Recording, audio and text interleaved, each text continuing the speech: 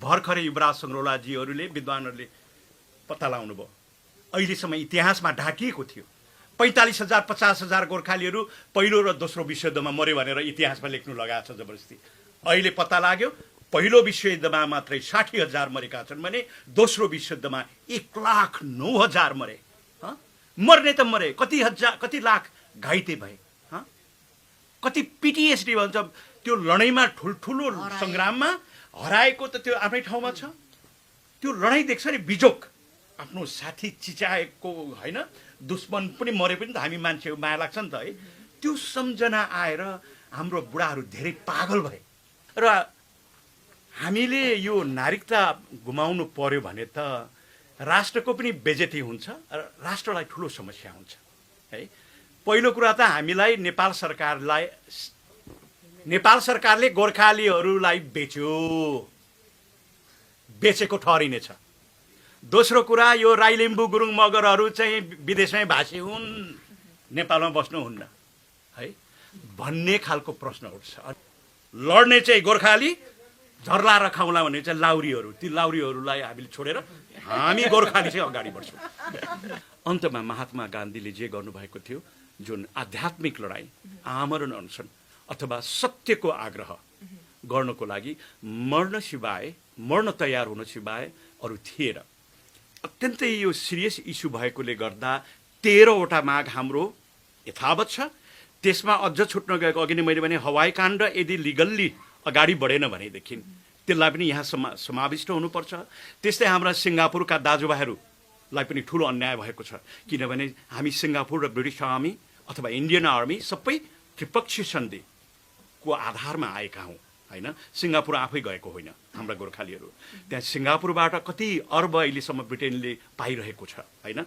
जस्तो कि ब्रुनाईमा कति पैसा लिएर चाहिँ सुल्तानलाई दिइरहेको छ भन्नाले अनुष्का गुरुङज्यूले चाहिँ भन्नुभएको छ, हाम्रो एक्स आर्मी बाबा आमाहरू त डाँडामाथिको घाम हुन्। अहिलेसम्म जति पनि ब्रिटिस सरकारले अन्याय गरेको छ त्यो अन्याय चाहिँ पै चुकाउनु पर्छ। आफ्नो छोराछोरीहरूलाई युके लग्नमा विशेष पहल गर्न पर्छ। तपाईहरूको पेन्सन स्टेटमेन्टहरू त चाहिएको हो। तपाईहरूको शेषपछि तपाईहरूको छोराछोरीले के पाउँछन् त, त्यसकारण यो काममा विशेष ध्यान दिनु पर्यो भन्नुभएको छ। कति धेरै पेपरहरू माग्छ अरे, यहाँ कमेन्टमा पनि छ होइन, कति धेरै पेपर योले त्योले भन्छ, अनि त्यो पुर्यायो फेरि यो भएन त्यो भएन भनेर भन्छ अरे होइन। अनि उहाँहरूलाई जहिल्यै पनि अब उहाँहरूको राइट त हो यहाँ आउनुपर्ने, किनभने उहाँ गोर्खाजको सन्तानहरू हुनुहुन्छ, यहाँ आउने राइट हो। तर पनि कहिलेसम्म चाहिँ उहाँहरूले उमेर घटाइ आउनुपर्ने, माग राख्नुपर्ने, आफ्नो अधिकार पाउनको लागि पनि त्यति धेरै होइन कष्ट गर्नुपर्ने। अनि अर्को कुरा चाहिँ अब त्यो बेलामा लाउरेहरूको प्राय नभनौँ होइन, कतिको अब दुईटा श्रीमती हुने चलन थियो न भनौँ न होइन। र उहाँहरूले के पनि भन्नुहुन्छ भने जेठीको सन्तान चाहिँ नेपालमा अनि कान्छीको सन्तान चाहिँ ब्रिटिसमा छ। अब जेठीको सन्तानलाई चाहिँ कसरी यो के भन्छ ब्रिटिस लाने त्यो व्यवस्था चाहिँ कहिलेदेखि हुन्छ भनेर प्रश्न सोध्नु भएको छ। त्यो कसरी प्रश्न पारिदिनुहुन्छ? हजुरको यो उमेरको हदमा हामी गोर्खालीहरू हो, हामीले कुनै पनि कुरा ढाँट्ने हाम्रो धर्म होइन। उमेर घटाउने जसले घटाउँछ उसलाई भोलि केही पर्यो भने उही जिम्मेवारी हुन्छ, बुझ्नुभयो। किनभने हामीले 55 वर्षसम्मको पनि ल्याइसक्यौँ। मलाई लाग्छ धेरै नेपाल जानुहुन्छ हो कि होइन? सोध्नुहोस् तपाईँहरू यदि तपाईँहरूले क्षतिपूर्ति पाउनुभयो, पेन्सन बराबरी पाउनुभयो भने नेपाल फर्किनुहुन्छ कि फर्किनुहुन्न? ल भन्नुहोस्, बुझ्नुभयो। अहिले हाम्रा छोराछोरीले कस्तो उन्नति गरेका छन्, युनिभर्सिटी कलेजहरूमा जानुहोस् त। हाम्रा छोराछोरीहरूले उच्च मार्क ल्याएर यहाँका गोरागोरी नि यहाँका टिचरहरूलाई नै खार खुलाइदिएको छ। त्यस्तो अपर्च्युनिटी हामीले गुमायौँ हाम्रा छोराछोरीले। भन्दा पनि मान्दैन भने, हामीलाई पत्याउँदैन भने हामी पनि हाम्रो अधिकार नपाइन्जेलसम्म गोर्खा भर्ती बन्द गर्छौँ, स्थगन गर्छौँ। बन्द होइन, स्थगन। प्राध्यापक ब्यारी कोरेट भन्ने राजा वीरेन्द्रको गुरुले मलाई के भन्नुभएको थियो भने, ज्ञानराज गोर्खाली र गोराको रगतको साइनो छ। मैले कुरा बुझिनँ एकैपल्टमा लाउरेले। कसरी प्राध्यापक भनेपछि सयौं युद्धभूमिहरूमा तिम्रो बाजे बराजु र मेरो बाजे बराजु सँगै गोली खाएर बममा पडेर एउटै रगतको आहालमा मरे भने तिम्रो बाबुबाजेले रगत सकिँदा मेरो बाबुबाजेको लगाएको छ, मेरो बाबुबाजेको जिउमा तिम्रो बाजेको बराजुको रगत छ। त्यसले गर्दा अनि यो देश भनेको तिमीहरूको पुर्खाले बनाएको, तिमीहरूले बनाएको होइन। बेलायत यस्तो हुँदैन थियो। अब यो देश तिमीहरूको पनि हो, तर तिमीहरूले चाहिँ यो अधिकार पाएपछि यो गोर्खा भर्तीलाई कन्टिन्यू गर्नुपर्छ, किनभने यो देश तिमीहरूले गर्दा यस्तो भएको भनेर उहाँले भन्नुहुन्थ्यो।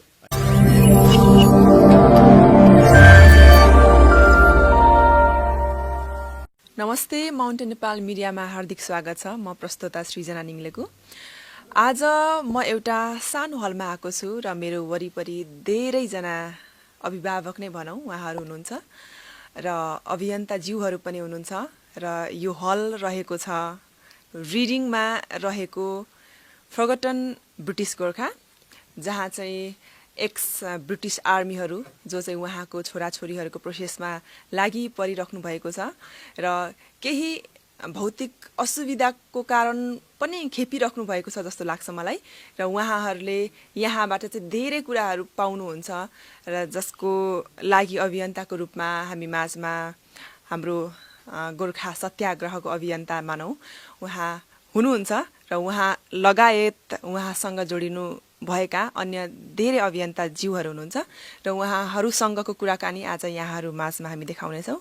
त्यसैले म सबैभन्दा सुरुमा स्वागत गर्न चाहन्छु गोर्खा सत्याग्रहको अभियन्ता ज्ञानराज राईज्यू र उहाँ सँगसँगै हुनुहुन्छ हाम्रो यता तक गुरुङज्यू हुनुहुन्छ र त्यसै गरी हाम्रो यता गदमसरी राईज्यू हुनुहुन्छ, महिला संयोजक, अनि यहाँ उपसंयोजकज्यू हुनुहुन्छ र उहाँहरू सबैजनालाई एकमुष्ट रूपमा स्वागत गर्न चाहे।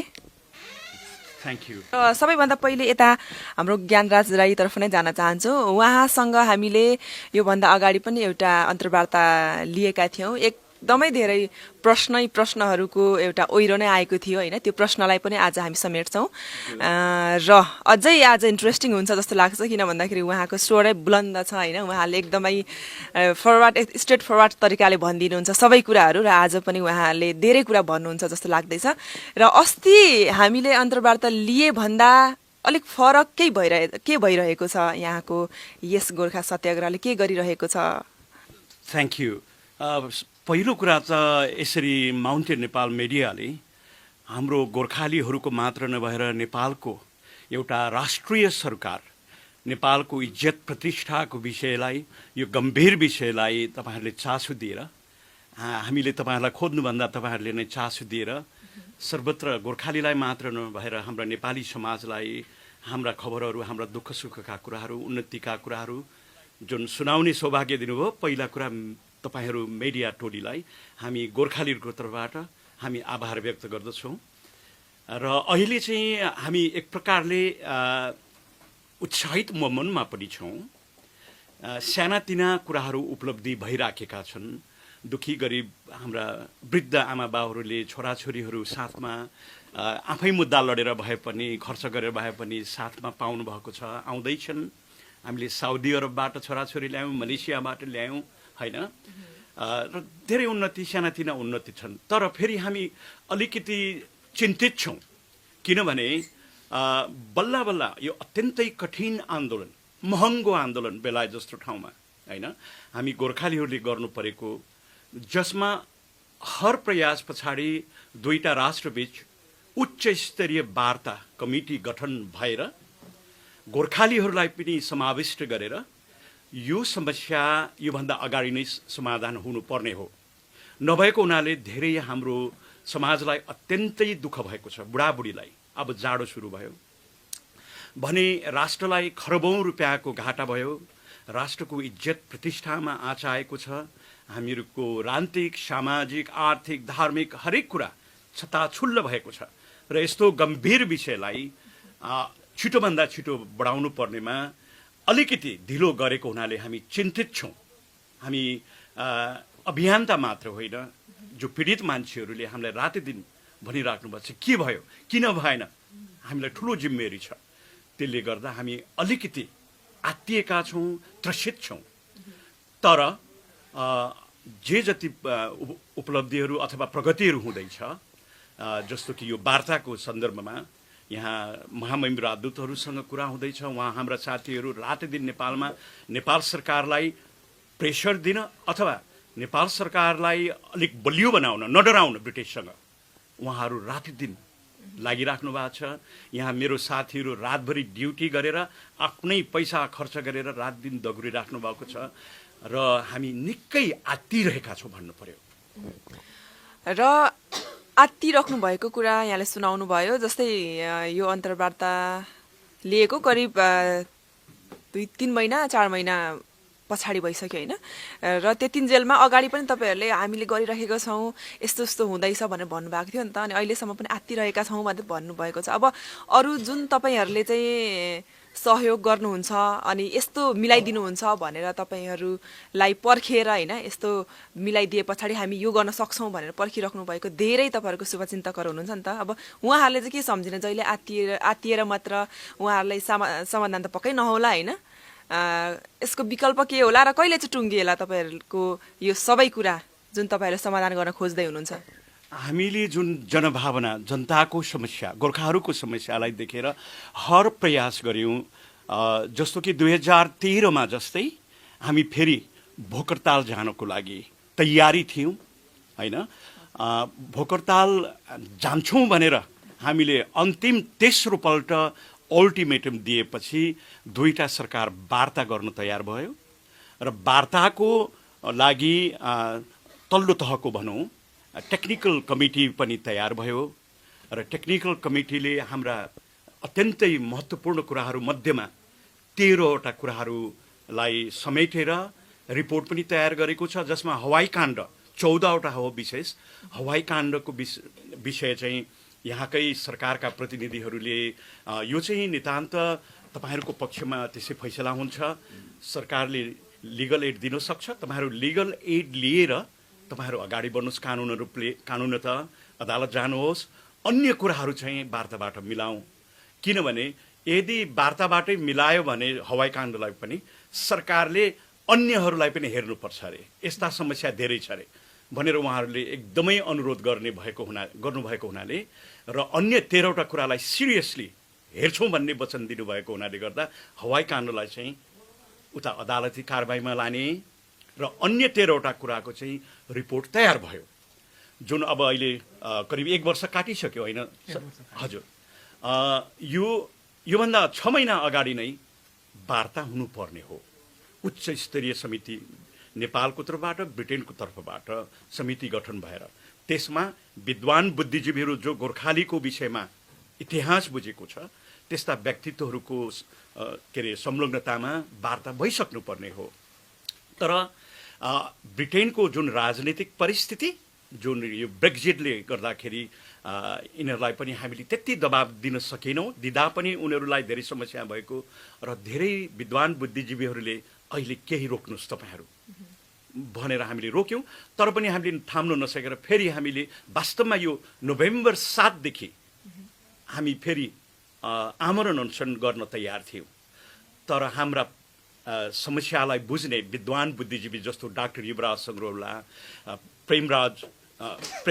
प्रेमचन्द्र राईहरू जो गोर्खालीकै छोरा होइन, विद्वान हङकङ राणाजीहरू लगायत नेपालमा वरिष्ठ साथीहरू हुनुहुन्छ, बेलायतमा भन्दा पनि अत्यन्तै पोलिटिकल्ली कन्सियस, सोसियली कन्सियस व्यक्तित्वहरूले चाहिँ लो यो भोकरताललाई अहिलेको लागि केही समय रोकौँ र अन्य उपाय पनि हेरौँ भन्नुभएको हुनाले गर्दा यो 4 र 5 नोभेम्बरमा नेपालमा बृहत अन्तर्राष्ट्रिय सम्मेलन हुँदैछ, जसमा देश विदेशका विद्वान बुद्धिजीवीहरू, मानवाधिकारवादीहरू, वरिष्ठ वकिलहरू, पत्रकारहरू र राजनीतिज्ञहरू, विभिन्न संस्थाका प्रतिनिधिहरू, परराष्ट्रविदहरू लगायत हामीले आशा गरेका छौँ पूर्व प्रधानमन्त्रीहरू 5 जनाको उपस्थितिमा एउटा ठुलो अन्तर्राष्ट्रिय सम्मेलन गर्दैछु काठमाडौँमा। र अब त्यो 2 दिनको गोष्ठी हुन्छ। त्यो 2 दिनको गोष्ठीले अब फर्दर हङ्ग्री स्ट्राइक, आमरण अनसन बस्ने कि यदि सरकारहरू पछि परे भने सरकारहरूले फेरि झुक्याउन सक्छ होइन। त्यो अन्तर्राष्ट्रिय सम्मेलनले हामीलाई मार्ग निर्देश गर्नेछ। नत्र भने हामी यो 7 तारिकदेखि फेरि आमरण अनसनको तयारी गरिरहेका थियौँ। यो आवरण अनसन भयो अनि आन्दोलन गरेर मात्र आफ्नो माग सुनवाई हुन्छ भन्नेमा तपाईहरू सहमत हुनुहुन्छ हो? यसमा अब अघि नै मैले निवेदन गरेँ, यो बेलायत जस्तो विदेशी ठाउँमा हाम्रा अभियन्ताहरू धेरै वृद्ध हुनुहुन्छ। यहाँ कति वृद्ध अवस्थाका दाजुभाइ दिदीबहिनीहरू देख्न सक्नुहुन्छ।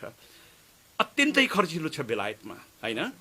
अनि यो अन्तर्राष्ट्रिय एकदमै बौद्धिक जगतले गर्नुपर्ने आन्दोलन हामीलाई योभन्दा अगाडि त्यति धेरै आफै खुलेर बौद्धिक जगत पोलिटिसियनहरूले हामीलाई त्यति सहयोग दिनु, प्रत्यक्ष रूपले दिनु सक्नु भएन। अब सहयोग नलिकन आन्दोलन हामीले मात्रै गरेर केही अरू अन्य आन्दोलन गरेर नहुने भएको हुनाले गर्दा र हामीलाई खर्चले धान्न, मेन पावर भौतिक रूपले मान्छेलाई तयारी गर्न कठिन भएको हुनाले अन्तमा महात्मा गान्धीले जे गर्नुभएको थियो, जुन आध्यात्मिक लडाईँ, आमरण अनसन अथवा सत्यको आग्रह गर्नको लागि मर्न तयार हुन सिवाय अरू थिएन। त्यही कारणले गर्दा हामीले सक्सेस छिटो गराउनको लागि हामीले त्योभन्दा अरू उपाय देख्यौँ। आन्दोलनभन्दा विकल्प देख्नु भएन, होइन? ठिकै छ, यो कुरा पनि हामी प्रसङ्गमा फेरि निकाल्नेछौँ। र अगाडि हामीले अन्तर्वार्ताको क्रममा गरेको कुरालाई नै फेरि म जोड्न चाहन्छु। त्यो बेला भन्नुभएको थियो कि ब्रिटिस यहाँ जति पेन्सन पाउनुहुन्छ नेपाली गोर्खाहरूले पनि त्यति नै समान पेन्सन पाउनुपर्छ भन्ने तपाईँहरूको माग थियो नि त, होइन? त्यो माग पहिलादेखि नै उठाइराख्नु भएको थियो, अब छिट्टै हुन्छ पनि भन्नुभएको थियो। र त्यो माग अहिले फुलफिल भयो भएन या कहाँसम्म पुग्यो, त्यसको बारेमा अब तपाईँहरूको धेरै शुभचिन्तकहरू हुनुहुन्छ, उहाँहरूलाई प्रष्ट हुने गरी। हजुर, हामीहरूको माग होइन, त्यो हामीहरूको अधिकार हो। हामीले पाउनै पर्ने, जुन सन्धिमा ब्ल्याक एन्ड व्हाइटमा के अरे लेखिएको छ, होइन? तमासुक छ। त्यो अनुसार हामीले पेन्सन लगायत, क्षतिपूर्ति लगायत, रिडेन्डेन्सीमा परेकाहरूलाई जुन खाली खुट्टा पठाए, होइन, विधवा आमाहरूको बिजोग बनाइराखेका छन्, होइन, यस्ता कुराहरू 13वटा कुरा छन् भने हाम्रा छोराछोरीहरू साउदी अरब, मलेसिया जस्ता देशहरूमा डर्टी, डिफिकल्ट, डेन्जरस काम गर्नु परिरहेको छ। यहाँ बाबा आमाहरूलाई दबाई खान दिने मान्छे छैन, होइन, हस्पिटल लाने मान्छे छैन, सपिङ गर्न सक्नुहुन्न, होइन? त्यस्तो अवस्थामा हामीले चाहिँ अत्यन्तै यो सिरियस इस्यु भएकोले गर्दा 13वटा माग हाम्रो यथावत छ। त्यसमा अझ छुट्न गएको, अघि नै मैले भने हवाई काण्ड यदि लिगल्ली अगाडि बढेन भनेदेखि त्यसलाई पनि यहाँ समाविष्ट हुनुपर्छ। त्यस्तै हाम्रा सिङ्गापुरका दाजुभाइहरूलाई पनि ठुलो अन्याय भएको छ, किनभने हामी सिङ्गापुर र ब्रिटिस आर्मी अथवा इन्डियन आर्मी सबै त्रिपक्षीय सन्धिको आधारमा आएका हौँ, होइन? सिङ्गापुर आफै गएको होइन हाम्रा गोर्खालीहरू। त्यहाँ सिङ्गापुरबाट कति अर्ब अहिलेसम्म ब्रिटेनले पाइरहेको छ, होइन? जस्तो कि ब्रुनाईमा कति पैसा लिएर चाहिँ सुल्तानलाई दिइरहेको छ। यतिसम्म कि ब्रिटेनले हामीलाई जिन्दगीभर थोरैभन्दा थोरै तलब दिएर हामीलाई नोकरी गरायो। हाम्रो तलबै कमी थियो भने पेन्सन त त्यो नगन्दा पनि हुन्थ्यो। अहिले अलिकति बढेको छ, होइन? तर ब्रुनाईलाई दिएर कति पैसा लिइराखेको छ भने हामी गरिब भएको हुनाले गर्दा फेरि सुल्तानको सेवा गर्न सेकेन्ड करियर गयौँ, होइन? त्यहाँ पनि सुल्तानले पेन्सन दिन्छु भनेको थियो अरे, त्यो पेन्सनधरि ब्रिटेनले रोकिदियो। यस्तो अन्याय भएको छ। त्यसले गर्दा त्यो 13वटा मात्र नभएर भोलिको दिनमा वार्ताको क्रममा यी सबै विषयहरू सबै छलफल हुनुपर्छ र भोलिको दिनमा फेरि गोर्खालीको समस्या यो बाँकी रह्यो, त्यो बाँकी रह्यो भन्न नपरोस्, होइन? जसले गर्दा ढिलै भए पनि, ढिलो त अत्यन्तै ढिलो भइसक्यो, अघि नै भनिसकेँ नि मैले, हाम्रा सबै कुरा छताछुल्ल भइसके। तर बुढेसकालमा भए पनि हामीले मर्नभन्दा अगाडि हाम्रो अधिकार पायौँ भने हामी अलिक सजिलो प्रकारले यो धरती छाड्न पाउँछौँ कि हाम्रा छोराछोरीहरूले के गरी खान्छन् कि भनेर हाम्रा 13वटा प्लस अन्य छुटेका कुराहरू वार्तामा अगाडि बढाउनको लागि हामी अत्यन्तै आतुर छौँ। ठिकै छ, यो कुराहरूलाई पनि हामी अगाडि लानेछौँ। र अहिले चाहिँ मलाई एकदमै धेरैजनाले प्रश्न सोध्नुभयो जुन अगाडिको अन्तर्वार्तामा, त्यो प्रश्नहरू कुनै एकदमै यो प्रश्न चाहिँ उठाइदिए हुन्थ्यो भन्ने खालको प्रश्नहरू छ। त्यसलाई चाहिँ म तपाईँलाई सोध्न चाहन्छु, होइन? तपाईँले त्यसलाई सम्भवतः उत्तर दिनुहुन्छ होला। एकजना हाम्रो एनपी लिम्बुज्यूले लेख्नु भएको छ, यो आन्दोलनले साह्रै उपलब्धि हासिल गर्ला जस्तो लाग्दैन, किनभने यो फेरि एकदमै ढिलो भयो र आन्दोलनको एजेन्डा अति भावनात्मक भयो भनेर भन्नुभएको छ। राम्रै प्रश्न गर्नुभयो। तपाईँको यो आन्दोलन सक्सेस नहुने त कुनै कुरा हुन्न। जस्तो कि वार्ताको क्रममा ब्रिटिस अधिकारीहरू र हाम्रा वार्ताकारहरूको बिचमा जुन वार्ता भयो त्यसमा हामीहरूले जुन विषयहरूमा प्रश्नहरू उठायौँ होइन, जस्तो कि पेन्सन किन हामीलाई यति कमी, क्षतिपूर्ति किन दिएन, विधवाहरूलाई किन यसरी 60% मात्रै पेन्सन दिएको छ। पहिलो कुरा त गोर्खालीको पेन्सनै कमी, त्यसको पनि 60% मात्रै होइन। हाम्रा छोराछोरीहरूलाई ऐतिहासिक अन्याय भएको छ। किन यस्तो अन्याय भयो होइन। रिडेन्डेन्सीहरूलाई 1970 को दशकभन्दा पहिला खाली खुट्टा जस्तै पठाइयो। त्यति बेला उहाँहरूलाई गोराहरूले 2-3 हजार पाउन्ड पायो भने हाम्रो गोर्खा दाजुभाइलाई 250-300 पाउन्ड दियो। हेर्नुहोस्, त्यति बेला हामीले गोरा बराबर 3,000 पाउन्ड पाएको हो भने अहिले त्यसको मूल्य 70-80 हजार पुग्दो रहेछ। यो भर्खरैको डाटाले हामीले साथीहरू विद्वानहरूसँग सोधेको। त्यत्रो उहाँहरूलाई क्षति पुर्यायो भनेदेखि तपाईँको नेपालमा कुनै स्वास्थ्य सुविधा थिएन, धेरै मान्छेहरू दबाई पानी खानु नपाएर मरे, हस्पिटल जानु नसकेर मरे। यस्ता सयौं समस्याहरू छन् भने कतिलाई भर्ती गरियो, कडाभन्दा कडा तालिम दियो अनि उनीहरूलाई स्वास्थ्य रूपमा असर पर्यो होइन। उनीहरूलाई 2 वर्ष 3 वर्ष नोकरी गराएर अनि घर फर्कायो। त्यस्ता मान्छेहरू सयौं मान्छेहरू बिजोग भइराखेका छन्।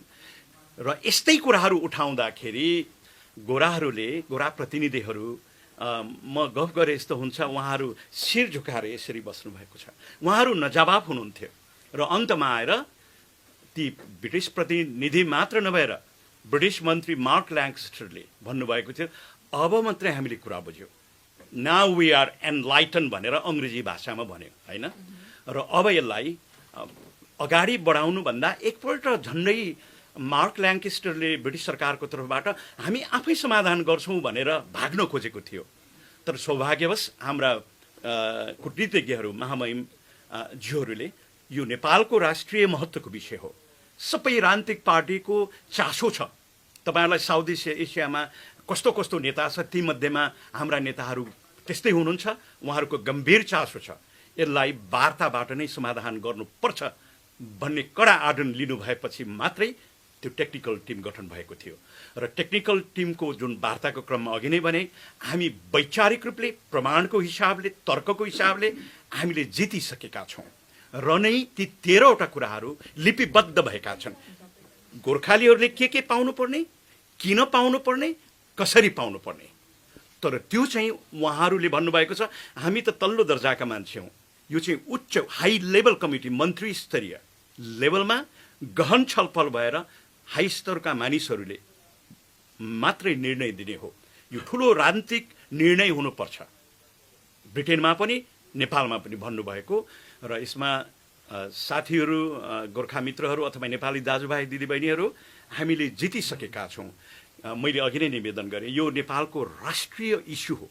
यसमा नेपालको राजनीतिक सहमति सबै नेपालमा भएका राजनीतिक पार्टीहरू एक भएका छन्। विद्वान बुद्धिजीवीहरू, पत्रकारहरू, ह्युमन राइट्सहरू सबैले भनेका छन् कि यो चरम अन्याय हो, हाम्रो इज्जत प्रतिष्ठा गुमेको छ, राष्ट्रले आर्थिक रूपमा खरबौं खरब रुपियाँ गुमाएको छ, त्यसले गर्दा देशलाई ठुलो हानि भयो र नेपालको हालत अहिले यो अवस्था हो भने साम्प्रदायिक सद्भावमा मेरो भनाइ चाहिँ हामी आदिवासी जनजातिहरूको अवस्था शैक्षिक रूपले, राजनीतिक रूपले कति पछि परेका छौँ होइन। त्यसले गर्दा समाजमा साम्प्रदायिक भड्कावको खाल्डा खनिएको छ होइन। एकअर्का नेपालीमा नै हामी नेपाली एकै हौँ भनेर बस्नु नसक्ने स्थिति भोलि देखिन्छ।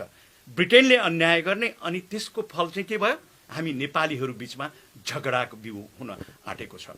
त्यसले गर्दा कसैले पनि निश्चिन्त शङ्का नगर्नुहोस्, यो कुनै हामी लाहुरेको होइन, लाहुरीको पेन्सन मात्रै होइन, यो देशको इज्जत प्रतिष्ठाको विषय भएको र हामीले वैचारिक रूपले जितिसकेको हुनाले गर्दा कुनै पनि हालतमा हामी सफल हुन्छौँ, बनाउँछौँ। बनाएनौँ भने हाम्रो अन्तिम अस्त्र भनेको यसै दुःख पाइयो, हजारौँ मान्छे भोकभोकै मरे, दुःख पाएर मरे भने हामी फेरि भोक हडताल गरेर मर्नको लागि तयार छौँ भने अन्तर्राष्ट्रिय जगतले पनि हेरिराखेको छ, हामीलाई विश्वास छ। र अहिले अब सबैजना मिलेर अगाडि बढ्नुपर्छ भन्ने खालको तपाईँको कुरा गर्दा चाहिँ एउटा प्रश्न उठाउन मन लाग्यो। पहिला तपाईँहरू गेसोमा हुनुहुन्थ्यो होइन, गेसो भन्ने एउटा तपाईँहरूको टिम थियो भनौँ, त्यस पछाडि तपाईँहरूले आफ्नो टिम फेरि बनाउनु भयो गोर्खा सत्याग्रह भएर, अनि अहिले गेसो अनि सत्याग्रह फरक फरक छ भनेर धेरैजनाले सोच्नुहुन्छ र सम्भवतः यो सही पनि हो जस्तो लाग्छ। तर तपाईँहरू एकजुट भएर सबैजनासँगै मिलेर काम गरेको भए अझै अगाडि बढ्न सक्नुहुन्थ्यो, अझै छिटो उपलब्धि हासिल गर्न सक्नुहुन्थ्यो भन्ने तपाईँहरूको शुभचिन्तकको भनाइहरू छ। यसलाई कसरी प्रश्न? त्यो सबैको चाहना, हामी सत्याग्रहको चाहना त्यही हो।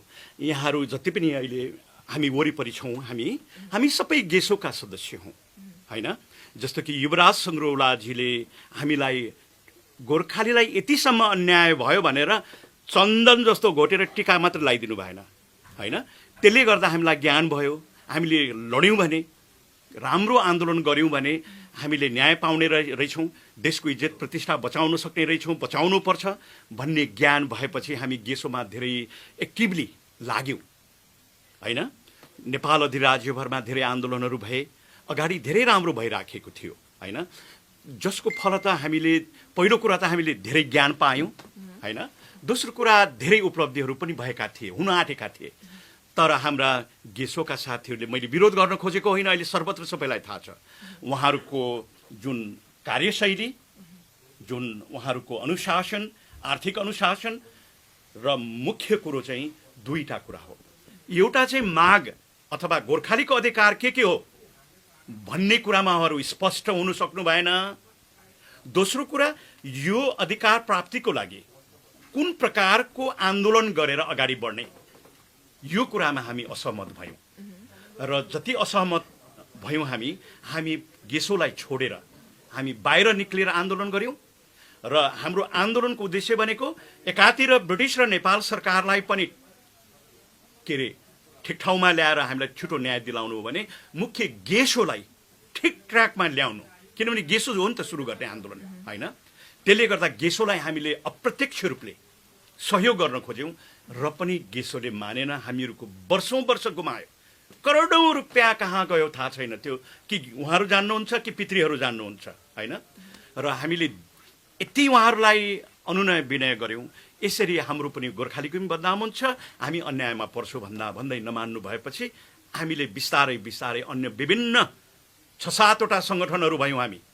त्यसपछि त्यो 6-7वटा सङ्गठनलाई चाहिँ हामी मिलाउँदै ल्याएर अहिले गेसो फाल्टो छ, अरू प्राय सबै सङ्गठन हामी एक भएका छौँ र गेसो पनि अहिले जबरजस्ती रूपमा यो हाम्रो सत्याग्रह जुन घोषणा भएको धेरै पछाडि उहाँहरू पनि हाम्रो दबावले मात्र होइन, समाजको दबावले, यहाँका राजदूत महामहिमज्यूको सल्लाह दबावले गर्दाखेरि उहाँहरू आएर हाम्रो माग एउटा भएको छ, अहिले एउटै माग भएको छ होइन। नत्र भने उहाँलाई यो माग पनि थाहा थिएन वास्तवमा भन्ने हो भने। अधिकार एउटै भयो भने अर्को कुरा, अधिकार लिनको लागि जुन लडाइँ छ त्यो पनि अलमोस्ट एक भएको थियो। यो चाहिँ नितान्त दुईटा राष्ट्र बसेर कूटनैतिक माध्यमद्वारा राजनीतिक सहमति गराएर दुईटै देशको सरकारलाई टेबलमा राखेर गहन छलफल गराएर समाधान हुनुपर्छ भन्नेमा हामी एक भयौँ र अहिले अलिकति हामी फरक मतमा पुगेका छौँ। फेरि उहाँहरू चाहिँ होइन अब यति भएपछि सरकारले गरिहाल्छ होइन, योभन्दा अरू आन्दोलन किन गर्ने, कूटनीतिक पहल हुँदैछ भनेर उहाँहरू चाहिँ चुपचाप बस्न खोज्नुहुन्छ। हामी चाहिँ के गर्न खोजिरहेको छौँ, पहिलो कुरा ढिलो भयो, दोस्रो कुरा अहिलेसम्म हामीले जे जति गऱ्यौँ हामीले योभन्दा कडा प्रेसर दिएनौँ भने फेरि यो कुरालाई लुकाइनु सक्छ, हामीलाई फसाइनु सक्छ, बोलीको मात्रै हामीलाई वचन मात्रै दिन सक्छ होइन। त्यसले गर्दा सरकारलाई सजग बनाउनको लागि राम्रो प्रकारको वैचारिक, राजनीतिक, कूटनैतिक, बौद्धिक आन्दोलन हामीले गर्नुपर्छ। त्यति गर्दा हामी भएन भने हामी भोक हडतालमा बस्नुपर्छ भन्ने कुरामा हामीहरूको फरक मत छ। जे भए पनि अब गोर्खालीको माग अथवा अधिकार एउटै हो भनेर गेसोले पनि अहिले सहमति गरेको देख्दाखेरि हामी खुसी छौँ, होइन र? एकदम ह्याप्पी छौँ। तर अझ हामी साथीहरूले हामी जस्तै एक भएर हामीसँगै आएर उहाँहरूले गर्नुभयो भने हामी उहाँहरूलाई साथ दिन्छौँ, हामीले गर्दा हामीलाई साथ दिएको भए झन्डै हाम्रो आन्दोलन एकदमै बलियो हुन्थ्यो, एग्रेसिभ हुन्थ्यो भन्ने हाम्रो भनाइ र विश्वास हो। हजुर, कमेन्टकै आधारमा म तपाईँलाई प्रश्न सोध्दैछु होइन। र अर्को चाहिँ अलिकति फरक प्रश्न भन्दा नि अहिले कुरा गरिरहेको भन्दा अलिक फरक प्रश्न के भन्नुभएको छ भन्नाले अनुष्का गुरुङज्यूले चाहिँ भन्नुभएको छ, हाम्रो एक्स आर्मी बाबा आमाहरू त डाँडामाथिको घाम हुन्। अहिलेसम्म जति पनि ब्रिटिस सरकारले अन्याय गरेको छ त्यो अन्याय चाहिँ पै चुकाउनु पर्छ। आफ्नो छोराछोरीहरूलाई युके लग्नमा विशेष पहल गर्न पर्छ। तपाईहरूको पेन्सन स्टेटमेन्टहरू त चाहिएको हो। तपाईहरूको शेषपछि तपाईहरूको छोराछोरीले के पाउँछन् त, त्यसकारण यो काममा विशेष ध्यान दिनु पर्यो भन्नुभएको छ। राम्रो प्रश्न हजुर, मैले अब भनिराख्नु पर्दैन। हजारौँ हाम्रा काकाबाहरू भोकै मरे, दबाई खानु नपाएर मरे, छोराछोरीहरू पढाउन सकेनन्। साउदी अरबमा अघि नै भनिसके होइन, मर्ने त मरिसके अभागीहरू। अब जति भाग्यमानी छन् उहाँहरू ठुलोभन्दा ठुलो आशा लिएर हिँडिराख्नु भएको छ। हाम्रा छोराछोरीहरूले ठुलो आशा बोकेका छन्। तर अब पेन्सन थाप्ने बाबाआमाहरू अत्यन्त वृद्ध भइसके। अब पेन्सन थाप्यो, अर्को 2 वर्ष 3 वर्ष पनि बाँच्नु भएन भने त्यसको अर्थ के हुन्छ? उहाँहरू जानुभएपछि पेन्सन पनि सँगसँगै जान्छ होइन, पाउँदैन छोराछोरीले। त्यसले गर्दा हामीहरूको सबैभन्दा महत्त्वपूर्ण कुरा भनेको क्षतिपूर्ति हो। बाँचुन्जेल गोरा बराबर पेन्सन पाउनै पर्छ। क्षतिपूर्ति अहिलेसम्मको हामीले जति घाटा खेप्यौँ, एकजना कर्पोरललाई ब्रिटेनले दिएको भए मिनिमम पनि 3 लाख पाउन्ड चाहिँ हाम्रो एकजना कर्पोरल अथवा सिपाहीले नै भनिदियो। अहिलेको मोनिटरी भ्यालु अनुसार त्यति पाइसक्नु पर्ने थियो, बुझ्नुभयो? त्यसले गर्दा हामीलाई अहिले चाहिँ त्यो क्षतिपूर्ति दिनुपर्छ। त्यत्रो तिर्नु सक्दैन होला, हामी गिभ एन्ड टेक गर्न तयार छौँ होइन। हामीलाई जहाँ कि हामीलाई गरिबीको रेखाबाट माथि निकाल्यो भने र हामी मर्यौँ भने पनि हाम्रा छोराछोरीले त्यो क्षतिपूर्ति बापत केही पायो भने केही गर्न सक्छन्। त्यस्तै रिडन्डेन्सीका विषयमा उनीहरू सबैभन्दा दुःख पाउने मान्छे होइन। उनीहरूले त्यो लम्सम बापत अघि मैले भने 70,000 बढी पाउनुपर्ने थियो, त्यो पाएर स्टेट पेन्सन थोरै भए पनि पाए भनेदेखि एटलिस्ट त्यो त्यति पैसाले आफ्ना छोराछोरीको लागि केही बन्दोबस्त गर्न सक्थे भने छोराछोरीको हदमा अघि नै मैले भनिसकेँ होइन। मुख्य कुरो त पढाइ बिग्रियो, पढाइ पढ्नै सकेन। मैले बारम्बार फेसबुकमा लेख्ने गर्छु, भारत र इन्डिया र अफ्रिकाबाट आएका 1960 को दशकमा आएका त्यहाँका नागरिकहरू यहाँ आएका उनीहरूका छोराछोरीहरू अहिले 5 जना यो सरकारको, ब्रिटिस सरकारको क्याबिनेट मिनिस्टर भएको छ, गृह मन्त्री, अर्थ मन्त्री, प्रमुख ठाउँहरूमा भन्ने मान्य सांसद चाहिँ कति छन् होइन। त्यस्तै न्यायाधीश, वकिल, इन्जिनियर, पाइलट त कति छन् कति। तर हाम्रो छोराछोरी कहाँ छ? साउदी अरबमा। त्यसले गर्दा ढिलै भए पनि ऐतिहासिक अन्याय भएकोले गर्दा बिना शर्त हाम्रा छोराछोरीले बेलायती भिसा पाउनुपर्छ। यसमा केही हामीले उन्नति गरेका छौँ। लामो कुरा छ यो, तपाईँहरूलाई समय लाग्छ। जे भए पनि हामीले 30 वर्षसम्मको छोराछोरीले आउनु पाउने भनेर एकतर्फी ब्रिटिस सरकारले घोषणा गर्यो। तर हामीले त्यसमा चित्त बुझाएका थिएनौँ होइन। के को आधारमा चाहिँ तपाईँहरूले 30 वर्षको एउटा आधार हुनु पर्यो नि, 30 वर्षकोले मात्रै पाउने भनेर। अझ त्योभन्दा अगाडि त 28 वर्षको मात्रै भन्दै थियो होइन। 28 वर्षको दिन आँटेको थियो, 18 वर्षको त पहिलेदेखि आउनु पाउँथ्यो होइन। र अनि त्यसमा गोर्खालीको पेन्सन चाहिँ मरेर त्यति बेला 200 पनि थिएन, रिडन्डेन्सीको त छँदै छैन। विधवा आमाहरूको त जनसारो 100 पनि पुग्दैन थियो। भिसा फी चाहिँ तिर्नुपर्ने 2200, हामीले कहाँबाट ल्याएर तिर्ने भनेपछि 2200 भन्दा बढी भिसा फीबाट हामीले घटायौँ, 865मा झार्यौँ होइन। त्यसले गर्दा हाम्रा धेरै दाजुभाइ दिदीबहिनी गरिबभन्दा गरिबहरूले ऋण गरेर घरबारी बेचेर अहिले करिब 4-5 हजार छोराछोरीहरू बेलायत आएका छन् होइन। यसमा हामीले गर्व गरेको त होइन, तर पनि अत्यन्तै जेन्युन केसहरूलाई हामीले ध्यान दिएर हामीले धेरैभन्दा पनि 95% मुद्दा जितेका छौँ। मुख्य यो यसमा हामीले राजु थापाजीलाई सहयोग मागेका छौँ। उनीले राम्रा ब्यारिस्टरहरू राखेर 100वटा मुद्दामा 95वटा मुद्दाहरू हामीले जितिसकेका छौँ, जसको अर्थ ब्रिटिस सरकारलाई हामीले अदालतमा पनि हराइसक्यौँ। 100मा 95 मुद्दा जितेपछि हामीले जितेन।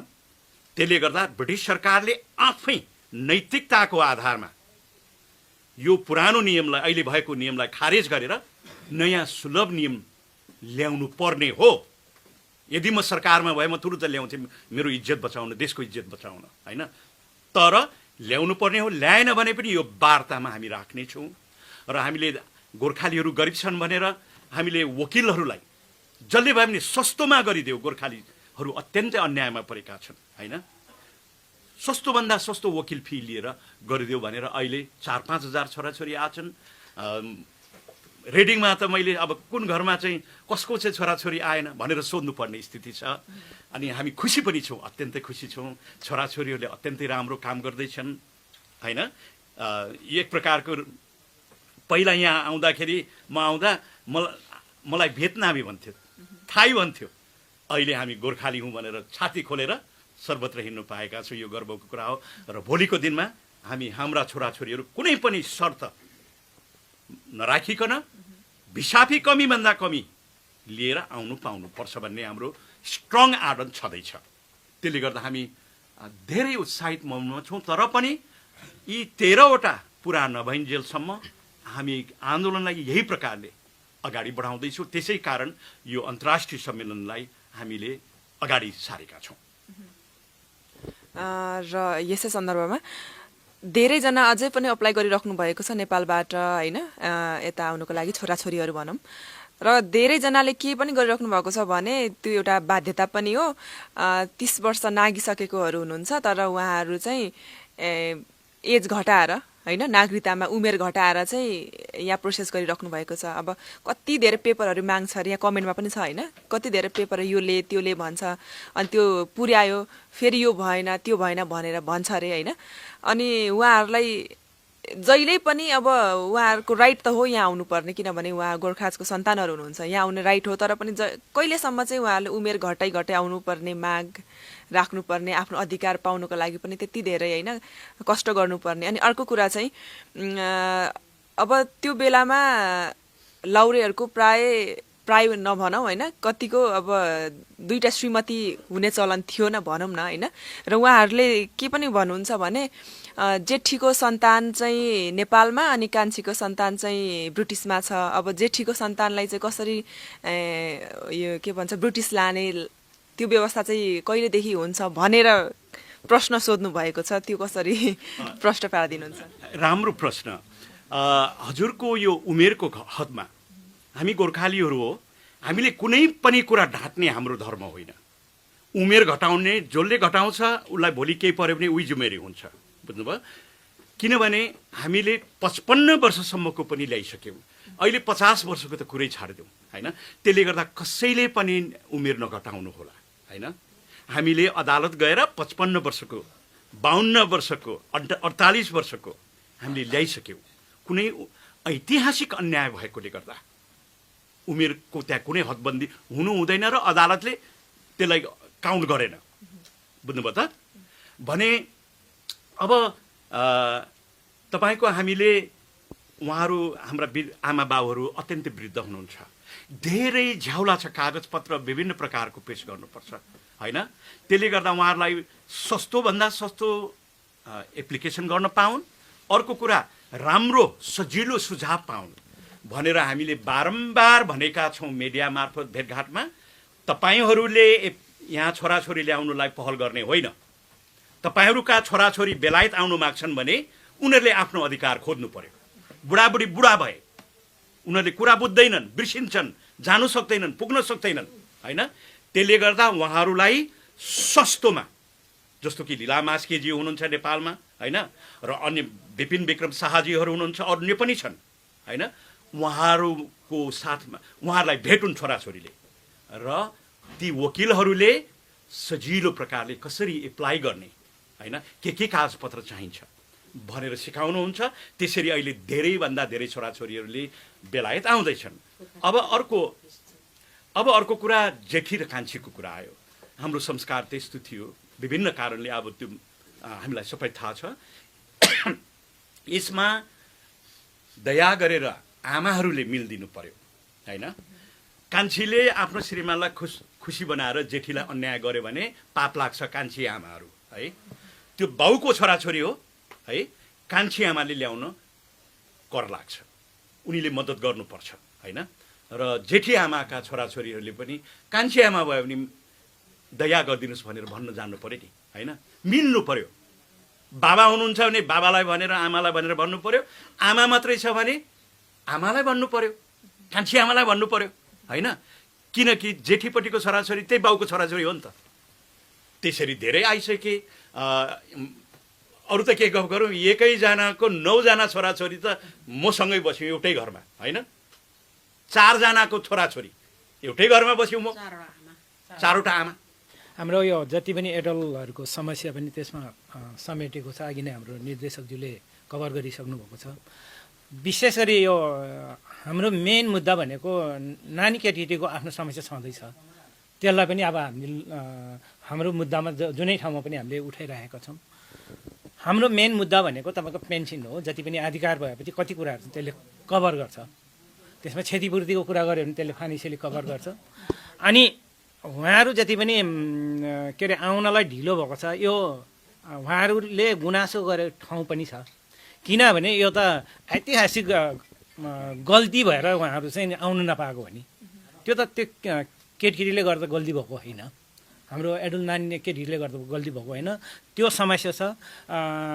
हाम्रो मेन मुद्दा भनेको पेन्सन जति पनि क्षतिपूर्ति छ। तपाईँको उहाँले अघि नै भन्नुभयो, इन्क्लुडिङ हवाई काण्ड समेत 14वटा जुन हाम्रो लिखित टेक्निकल टिमले तयारी पारेको रिपोर्ट छ, हो त्योभित्र चाहिँ भयो भने करिब यो मागहरू पुरा हुन्छ। जब गोर्खालीले सबैले आफ्ना दर्जा अवस्था अनुसार हाम्रो 13वटा माग पुरा भयो, हवाई काण्डसँग 14वटा माग पुरा भयो भने त्यसमा क्षतिपूर्ति पायो भने नेपालमै हाम्रा छोराछोरीले गरी खान सक्छ होइन। र त्यो माग पुरा भयो भने हाम्रा बुढापाकाहरू काका आमाहरू मलाई लाग्छ धेरै नेपाल जानुहुन्छ, हो कि होइन? सोध्नुहोस् तपाईँले। तपाईँहरू यदि तपाईँहरूले क्षतिपूर्ति पाउनुभयो, पेन्सन बराबरी पाउनुभयो भने नेपाल फर्किनुहुन्छ कि फर्किनुहुन्न? ल भन्नुहोस्। बुझ्नुभयो? त्यसले गर्दा म यो मिडियाको मार्फत के भन्छु भने छोराछोरीहरूलाई नतालिनुहोस् है।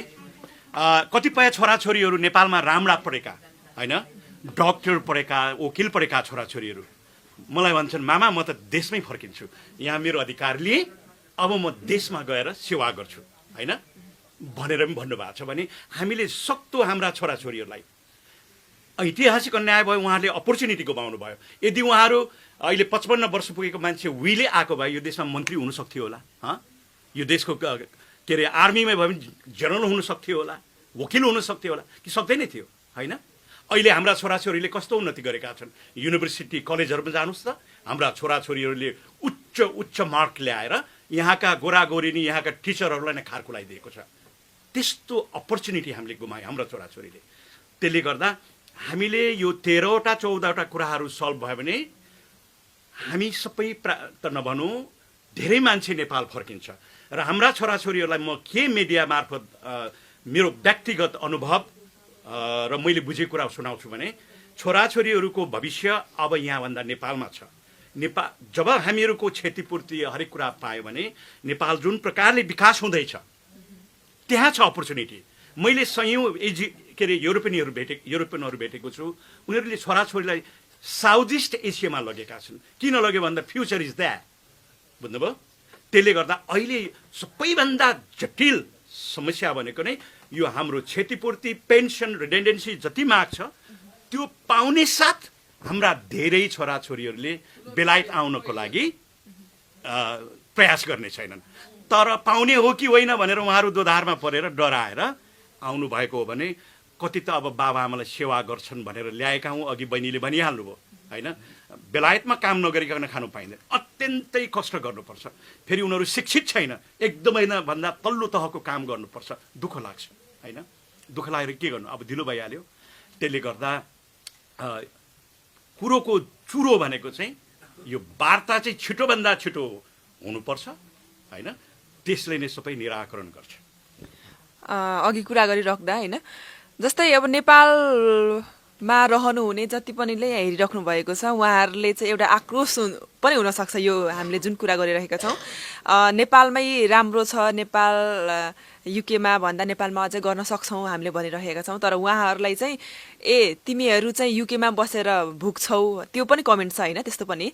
अनि हामी चाहिँ गोर्खाको सन्तति भए पनि हामी चाहिँ युके आउन पाएको छैनौँ भन्ने खालको उहाँहरूको कुराहरू हुन्छ। यसको मतलब चाहिँ उहाँहरूलाई चाहिँ युके आउनै ठुलो कुरा जस्तो लाग्छ कि युकेमा चाहिँ के न भए जस्तो सोच्नुहुन्छ उहाँले। उहाँहरू जो यहाँ आउनु भएको छैन उहाँहरूले त्यो सोच्नु नै हुन्छ, जो कोहीले पनि सोच्नु नै हुन्छ। अब यस्तो उहाँहरूको मानसिकता त्यो भइसकेको छ भनेपछि तपाईँले चाहिँ के सन्देश दिन चाहनुहुन्छ? त्यो अघि एकजना नानीले भनेको थियो नि त, पेन्सन इज नट इम्पोर्टेन्ट, हामी बाउ के अरे बच्चाहरूलाई चाहिँ आउनु पर्यो भन्ने जुन कुरा थियो उसको लागि मात्रै। किनभने हामीले कति देखेछौँ यहाँ बच्चाहरू आएर बाउआमालाई हेरेको छैन कि।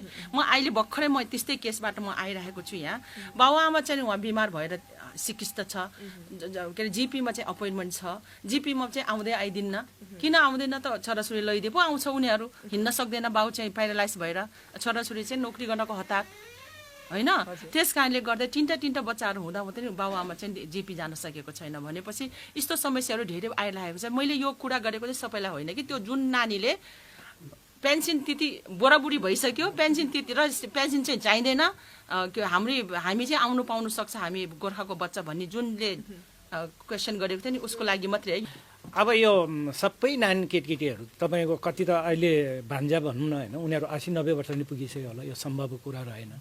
अनि हाम्रो गोर्खालीको जुन मेन मुद्दा भनेकै आफ्नो अधिकार हो, पेन्सनको कुरा हो। त्यो गर्दा गर्दै यिनीहरूले चाहिँ खास हामीलाई चाहिँ ट्र्याप पार्दै जुन जुन सजिलो छ उनीहरूलाई फाइदा हुने, जस्तै के अरे आइएलआर दिएर चाहिँ हामीले ल्याउने काम गरेको झुक्याउने कामतिर ल यिनीहरूले। एमओडीले जति पनि बुढी के अरे यिनीहरूले चाहिँ त्यो गर्ने काम गर्यो। त्यसमा चाहिँ कस्तो छ भने हाम्रो संस्कार नै पहिला भर्ती कसरी हुने भनेर हामी चाहिँ लाग्थ्यौँ भने अहिले हाम्रो नानी केटी चाहिँ के भयो भने कसरी युके जाने, उनीहरूको चाहिँ तन मन सबै उतातिर यतातिर केन्द्रित गरिदियो। त्यसले हाम्रो माग भनेको हामीलाई जुन अधिकार ब्रिटिस सिपाहीले जुन पाउनुपर्ने अधिकार हो त्यो चाहिँ हाम्रो मेन मुद्दा हो। तर हामीलाई उनीहरूले यो बराबर नदिँदाखेरि, हाम्रो अधिकार नदिँदाखेरि त्यसको इफेक्ट चाहिँ के भयो भने पेन्सनरलाई त पर्यो अहिले के अरे जति पनि सन्तानहरूलाई चाहिँ यो एफेक्ट हुन गएको छ। अनि त्यति मात्रै नभएर अहिले जनजातिलाई पनि यो एफेक्ट पर्दै गएको छ। हामीले यो यसरी हामीलाई ठग्यौँ भने, क्षतिपूर्ति सहित पेन्सन दिएनौँ भने र सेटलमेन्ट राइट मात्रै दियो भने हाम्रो नेपालबाट 10,000 भन्दा बढी परिवार यहाँ आएर बस्नेछ। त्यसले गर्दा हाम्रो पाउँदर सेटलमेन्ट राइट पनि हाम्रो अधिकार हो, पेन्सन क्षतिपूर्तिको अधिकार पनि हाम्रो हो। अहिले नै देऊ, होइन भने पछि समस्या हुन्छ भनेर हामीले भनौँ न, मैले मात्रै किन भन्ने, यो देशका सयौँ माननीयहरूलाई सभामा पार्लियामेन्टको ठुलै सभामा त होइन, विभिन्न सभाहरू हुन्थ्यो, त्यति बेला नै हामीले निवेदन गरिसकेको हो होइन। यदि तपाईँहरूले यो क्षतिपूर्ति पेन्सन र सेटलमेन्ट दिनुभयो भने बेलायतमा तन्नेरी मान्छे मात्रै आउँछन् जो काम गर्छन् होइन, र अरू बुढापाकाहरू नेपालमै बस्छन् र उनीहरूको छोराछोरीहरूलाई नेपालमै उच्च शिक्षा दिन्छन् भनेको त यो त अहिले कति वर्ष भइसक्यो होइन। अहिले 15-20 वर्ष पछाडिसम्म पनि हाम्रो पेन्सन नदिएको हुनाले, क्षतिपूर्ति नदिएको हुनाले, छोराछोरीहरू गरिब भएको हुनाले साउदी अरबबाट बेलायत आउनु खोजेका हुन्, बुझ्नुभयो त, मलेसियाबाट त्यहाँबाट आउनु खोजेका हुन् भने नेपालको अहिलेको जुन स्थिति छ त्यसबाट आत्तिएका हुन्। तर मैले अघि नै निवेदन गरेँ, अब हामीले यो 13वटा कुरा पायौँ भने धेरै छोराछोरी पनि आउँदैनन्, फर्किन्छन्, बाउआमा पनि फर्किन्छन्। हाम्रो आशा। अनि अर्को कुरा चाहिँ अब यो हाम्रो जुन अहिले कुराहरू भयो होइन, यस विषयबाट धेरै प्रश्न हुनुभयो होला, जुन चाहिँ मनमा उहाँहरूले प्रश्नहरू उब्जाइराख्नु भएको थियो, त्यो प्रश्नको समाधान भयो जस्तो लाग्छ मलाई।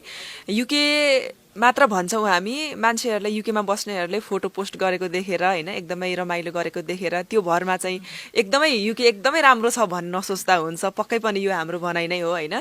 हामी एक दिन के भन्छ विकेन्डमा एक दिन छुट्टी हुँदा फोटो खिचेको भरमा अरूहरूले चाहिँ नेपालमा हुने ओहो कस्तो रमाइलो हुने रहेछ, काम पनि गर्नु पर्दैन कि क्या हो, पैसा पनि कति धेरै हुन्छ भन्ने खालको हुन्छ नि त, त्यो भर नपरे हुन्छ भन्ने यहाँहरूको भनाइबाट पनि प्रश्न भयो र यहाँहरूले पनि बुझ्नुहुन्छ होला। र अर्को कुरा चाहिँ पहिलो अन्तर्वार्तामा पनि उठाइएको प्रश्न र अहिले यहाँ कमेन्टहरूको आधारमा पनि जुन तपाईँहरूले भन्नुभएको थियो ब्रिटिस गोर्खा बन्द हुनुपर्छ, लाउरे भर्ती बन्द हुनुपर्छ भन्नुभएको थियो होइन।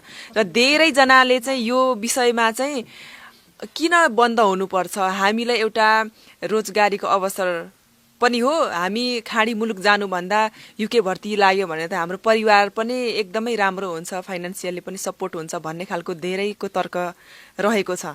अब यो ब्रिटिस भर्ती लाउरे भर्तीलाई चाहिँ अब बन्द गर्न कतिको सहज होला र त्यो सान्दर्भिक होला र भन्ने प्रश्न फेरि पनि। यो एकदमै ठुलो राष्ट्रिय समस्या हो, राजनीतिक समस्या हो। नेपालको सरकारले धेरै गहिरो अध्ययन अनुसन्धान गरेर विचार गरेर डिसिजन गर्ने कुरा हो। यो हामी गोर्खालीहरूले डिसिजन गर्ने कुरा होइन।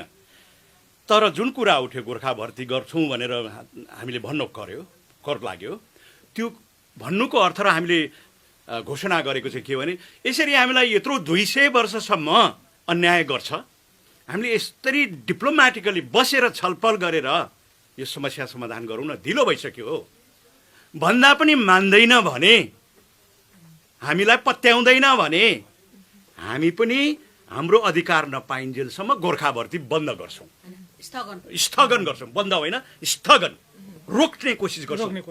जब तिमीहरूले हाम्रो अधिकार दिन्छौ तब ठिक छ, त्यो ठुलो कुरा हो र सरकारले गर्ने निर्णय हो होइन। त्यसमा अब हामी व्यक्तिगत यो चाहिँ मेरो नितान्त व्यक्तिगत कुरा गर्दैछु, यहाँहरू हाम्रो धेरै छलफल भएको छैन।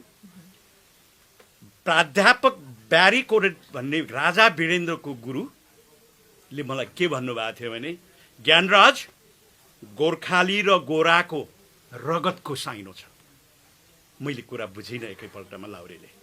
कसरी प्राध्यापक भनेपछि सयौं युद्धभूमिहरूमा तिम्रो बाजे बराजु र मेरो बाजे बराजु सँगै गोली खाएर बममा पडेर एउटै रगतको आहालमा मरे भने तिम्रो बाबुबाजेले रगत सकिँदा मेरो बाबुबाजेको लगाएको छ, मेरो बाबुबाजेको घिउमा तिम्रो बाजेको बराजुको रगत छ। त्यसले गर्दा अनि यो देश भनेको तिमीहरूको पुर्खाले बनाएको, तिमीहरूले बनाएको होइन भने बेलायत यस्तो हुँदैन थियो। अब यो देश तिमीहरूको पनि हो, तर तिमीहरूले चाहिँ यो अधिकार पाएपछि यो गोर्खा भर्तीलाई कन्टिन्यू गर्नुपर्छ, किनभने यो देश तिमीहरूले गर्दा यस्तो भएको भनेर उहाँले भन्नुहुन्थ्यो होइन। र यसो सोचेर ल्याउँदा गोर्खा भर्ती अब हाम्रो कल्चर भइसक्यो। संसारलाई गोर्खाली भनेर, गोर्खालीको देश नेपाल भनेर चिनायौँ, नेपाललाई एउटा स्वतन्त्र होइन एउटा राष्ट्र बनायौँ, के छ के हामीले गरेको। त्यसले गर्दा यो दुईटा राष्ट्र बिचको एकदमै घनिष्ठ सम्बन्धको कडी हो। त्यसले गर्दा यदि ब्रिटेनले चाहिँ हाम्रो अधिकार कुनै हामीलाई दुःख नदिकन ढिलो गर्यो, यिनीहरूलाई पाप लाग्छ है, छताछुल्लै बनायो हामीलाई, भोकभोकै माऱ्यो भनिसके।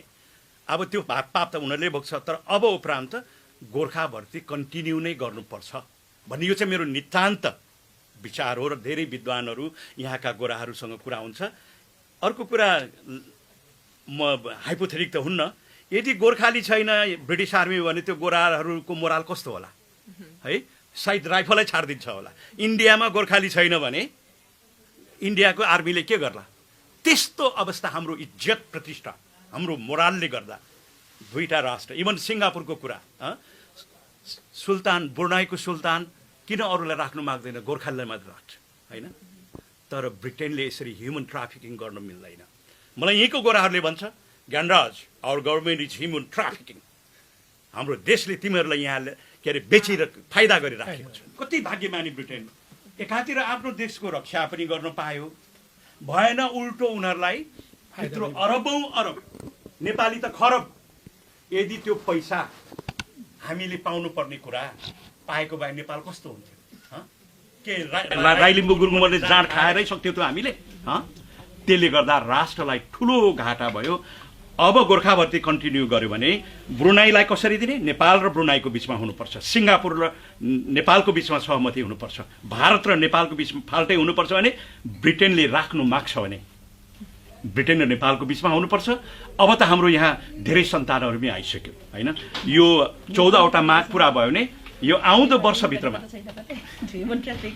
यो हाम्रो यो 14वटा माग पुरा भयो भने यो आउँदो 8-10 वर्षमा यहाँ 2 लाखभन्दा बढी नेपाली आदिवासी अथवा नेपालीहरू यहाँका नागरिक हुनेछन्। ढिलै भए पनि दुःख गरेर भए पनि केही गर्छन्। तर म एउटा अहिले नै भन्छु, बुढा भएका छोराछोरीहरू आउने कोसिस नगर्नुहोस्, किनभने तपाईँहरूले भोलि दुःख पाउनुहुन्छ। तपाईँहरू तन्नेरी हुँदा काम गर्नुभयो, एनआई ट्याक्स तिर्नुभयो भनेदेखि पछि पेन्सन पाउनुहुन्छ, स्टेट पेन्सन होइन।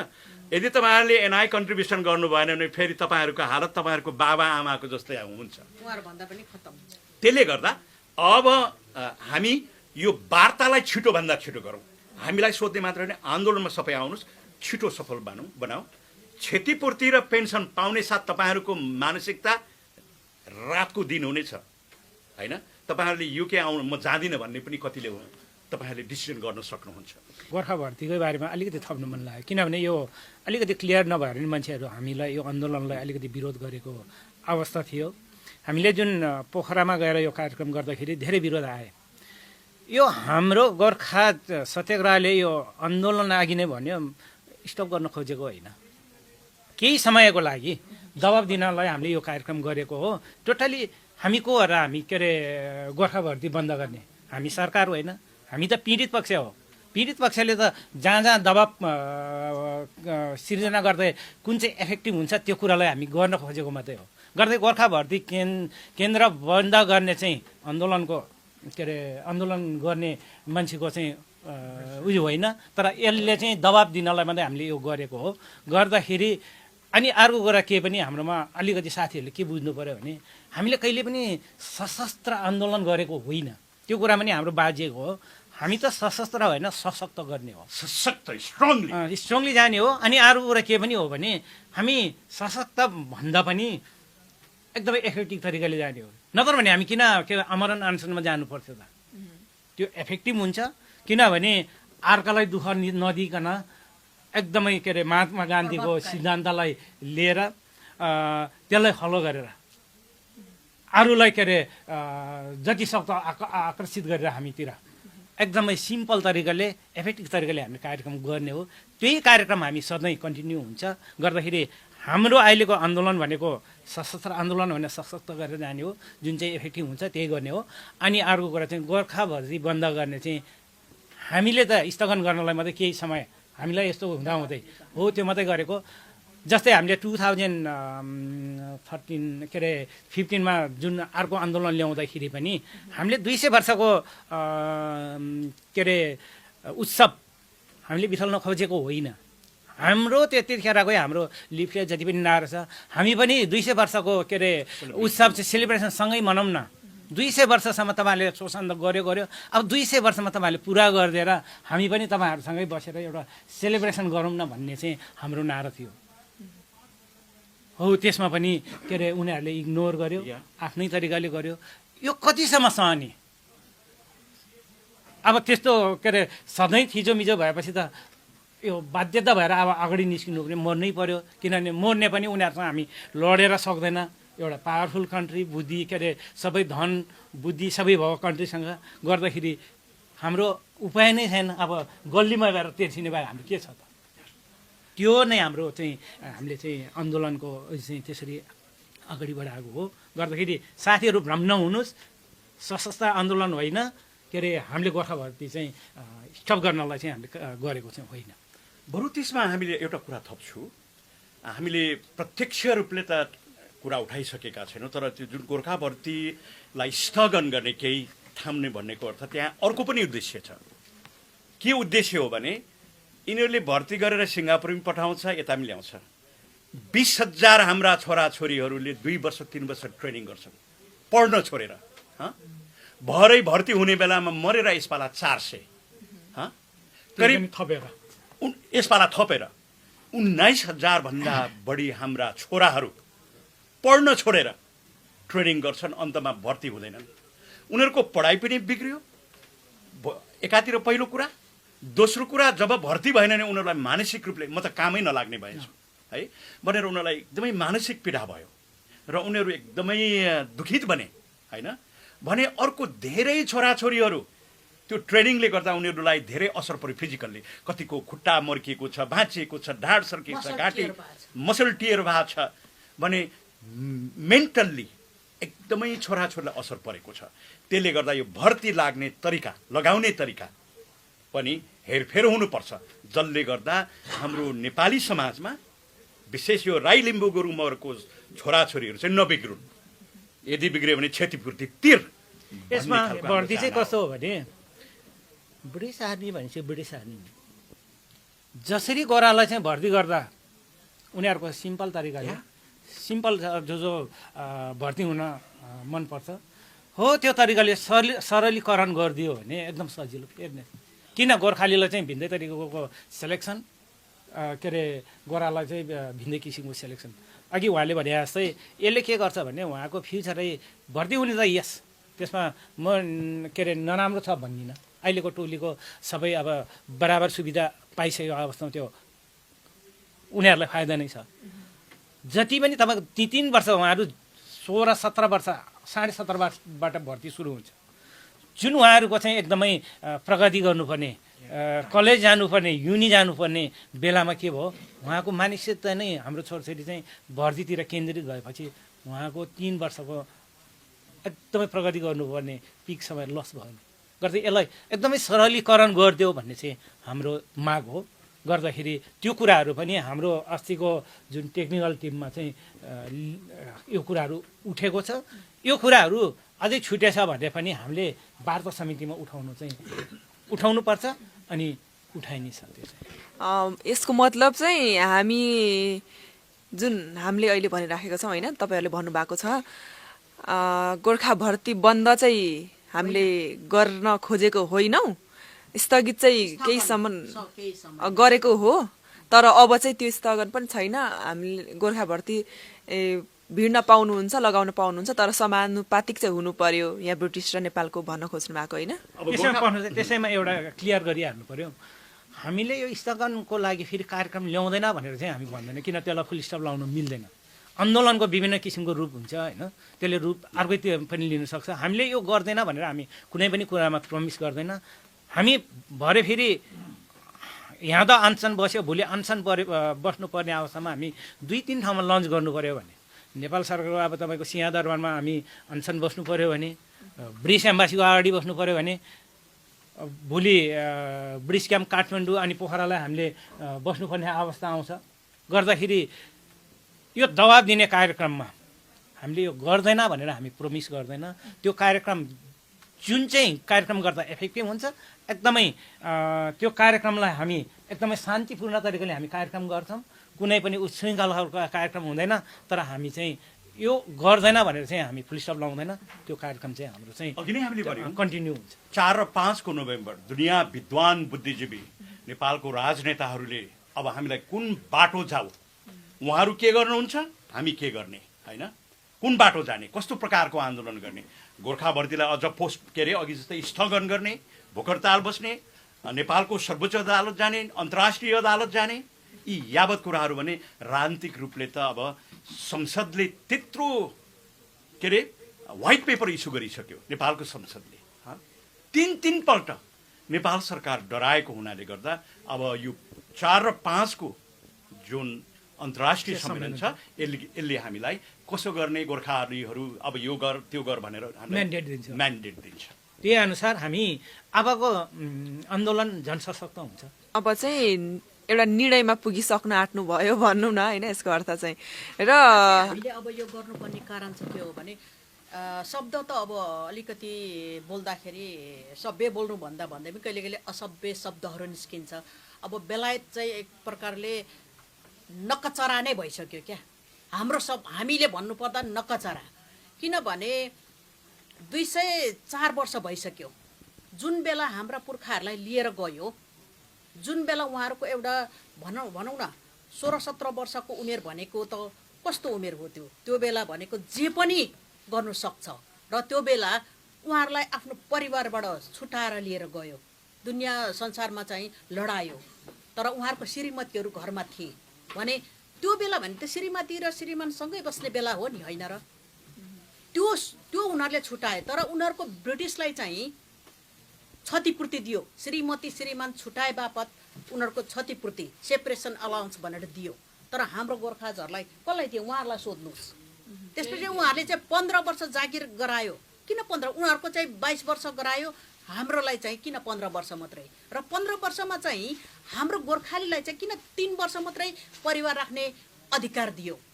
र उनीहरू चाहिँ 1 हप्ताभन्दा बढी सेपरेसन हुने बित्तिकै श्रीमती सेपरेसन हुने बित्तिकै उनीहरूले चाहिँ क्षतिपूर्ति पाए, त्यसको चाहिँ सेपरेसन एलाउन्स भनेर भत्ता पायो।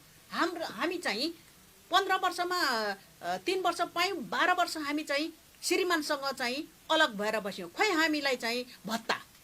त्यसमा पनि हामी पल्टन जाँदाखेरि 3 वर्ष त हामी बस्यौँ, 3 वर्षमा पनि हाम्रो श्रीमानहरू 3 महिना 4 महिना चाहिँ उहाँले लान्थ्यो। जङ्गल जाँदाखेरि चाहिँ श्रीमतीले खानुपर्ने रासन चाहिँ श्रीमानलाई दिएर पठाइसकेपछि श्रीमतीले के खाने? एउटादेखि 2टा छोराछोरी पाउने बित्तिकै छोराछोरीहरू हाम्रो बच्चाहरू बालबच्चाहरू चाहिँ हामीभन्दा अगाडिका दिदीहरूकोले भन्नुहुन्थ्यो बालबच्चाहरू चाहिँ कुपोषण भए, किनभने आमाको पनि दुध छैन, आमाले खानु पाएको भए पो बच्चालाई दुध खुवाउने। श्रीमान जङ्गलमा भएको रासन पनि जङ्गलमा लिएर पठाइदियो, श्रीमतीलाई दिएन। यो अन्याय गर्नुहुन्छ त यो संसारमा चाहिँ कहिले पनि घाम नस्ताउने देश भनेर चिनाउने यो गोर्खाली। अनि यी गोर्खालीको परिवारलाई, गोर्खालीको छोराछोरीलाई, हामीलाई त हाम्रो श्रीमानहरू जुन दिनदेखि भर्ती भयो त्यो दिनदेखिको हामीलाई अन्याय भएको छ। हाम्रो छोराछोरीलाई त भयो श्रीमतीहरू पनि हामी पीडित हौँ। अहिले आएर यो अवस्थामा हामी उहाँहरू हेर्नु होला, 4 पाउ टेकेर हिँड्नुहुन्छ, छोराछोरी नेपालमा छ, जवानी भइन्जाल श्रीमान श्रीमतीसँग बिछोड, श्रीमान र श्रीमतीको बिछोड, अब बुढाबुढी भयो छोराछोरीसँग बिछोड। यो त अति गरेको हो यो ब्रिटिसले। यसलाई त यति पाप लाग्छ कि हाम्रो पुर्खाहरूको रगतले यिनीहरू कहिले पनि संसारमा अब टाउको उठाएर चाहिँ हिँड्ने स्थिति हुँदैन। हाम्रो पुर्खाहरूको पिता पुर्खाहरूको रगत र आँसु पसिनाले हामी श्रीमान श्रीमतीलाई छुट्याए बापत यिनीहरूले अपराध गरेका छ। यो क्षतिपूर्ति यिनीहरूले कुनै हालतमा पनि तिर्नु सक्दैन। जे जति अहिले हामीले मागेका छौँ 13वटा माग, यसले यिनीहरूको क्षतिपूर्ति यिनीहरूले चाहिँ हाम्रो पाप काट्न सक्दैन, यिनीहरूले दिनु सक्दैन भन्छ। हिजो हामीलाई चाहिँ जुन काटेर राखेको पैसा हामीलाई त्यो दिनु पर्यो, हामीलाई होइन भने हो कि होइन? लु भन्नुहोस् तपाईँहरू।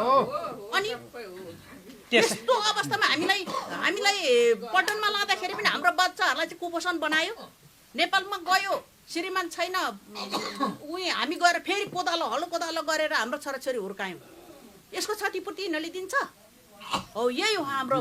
त्यसैको लागि चाहिँ हामीले चाहिँ यो आन्दोलन गरेको हो।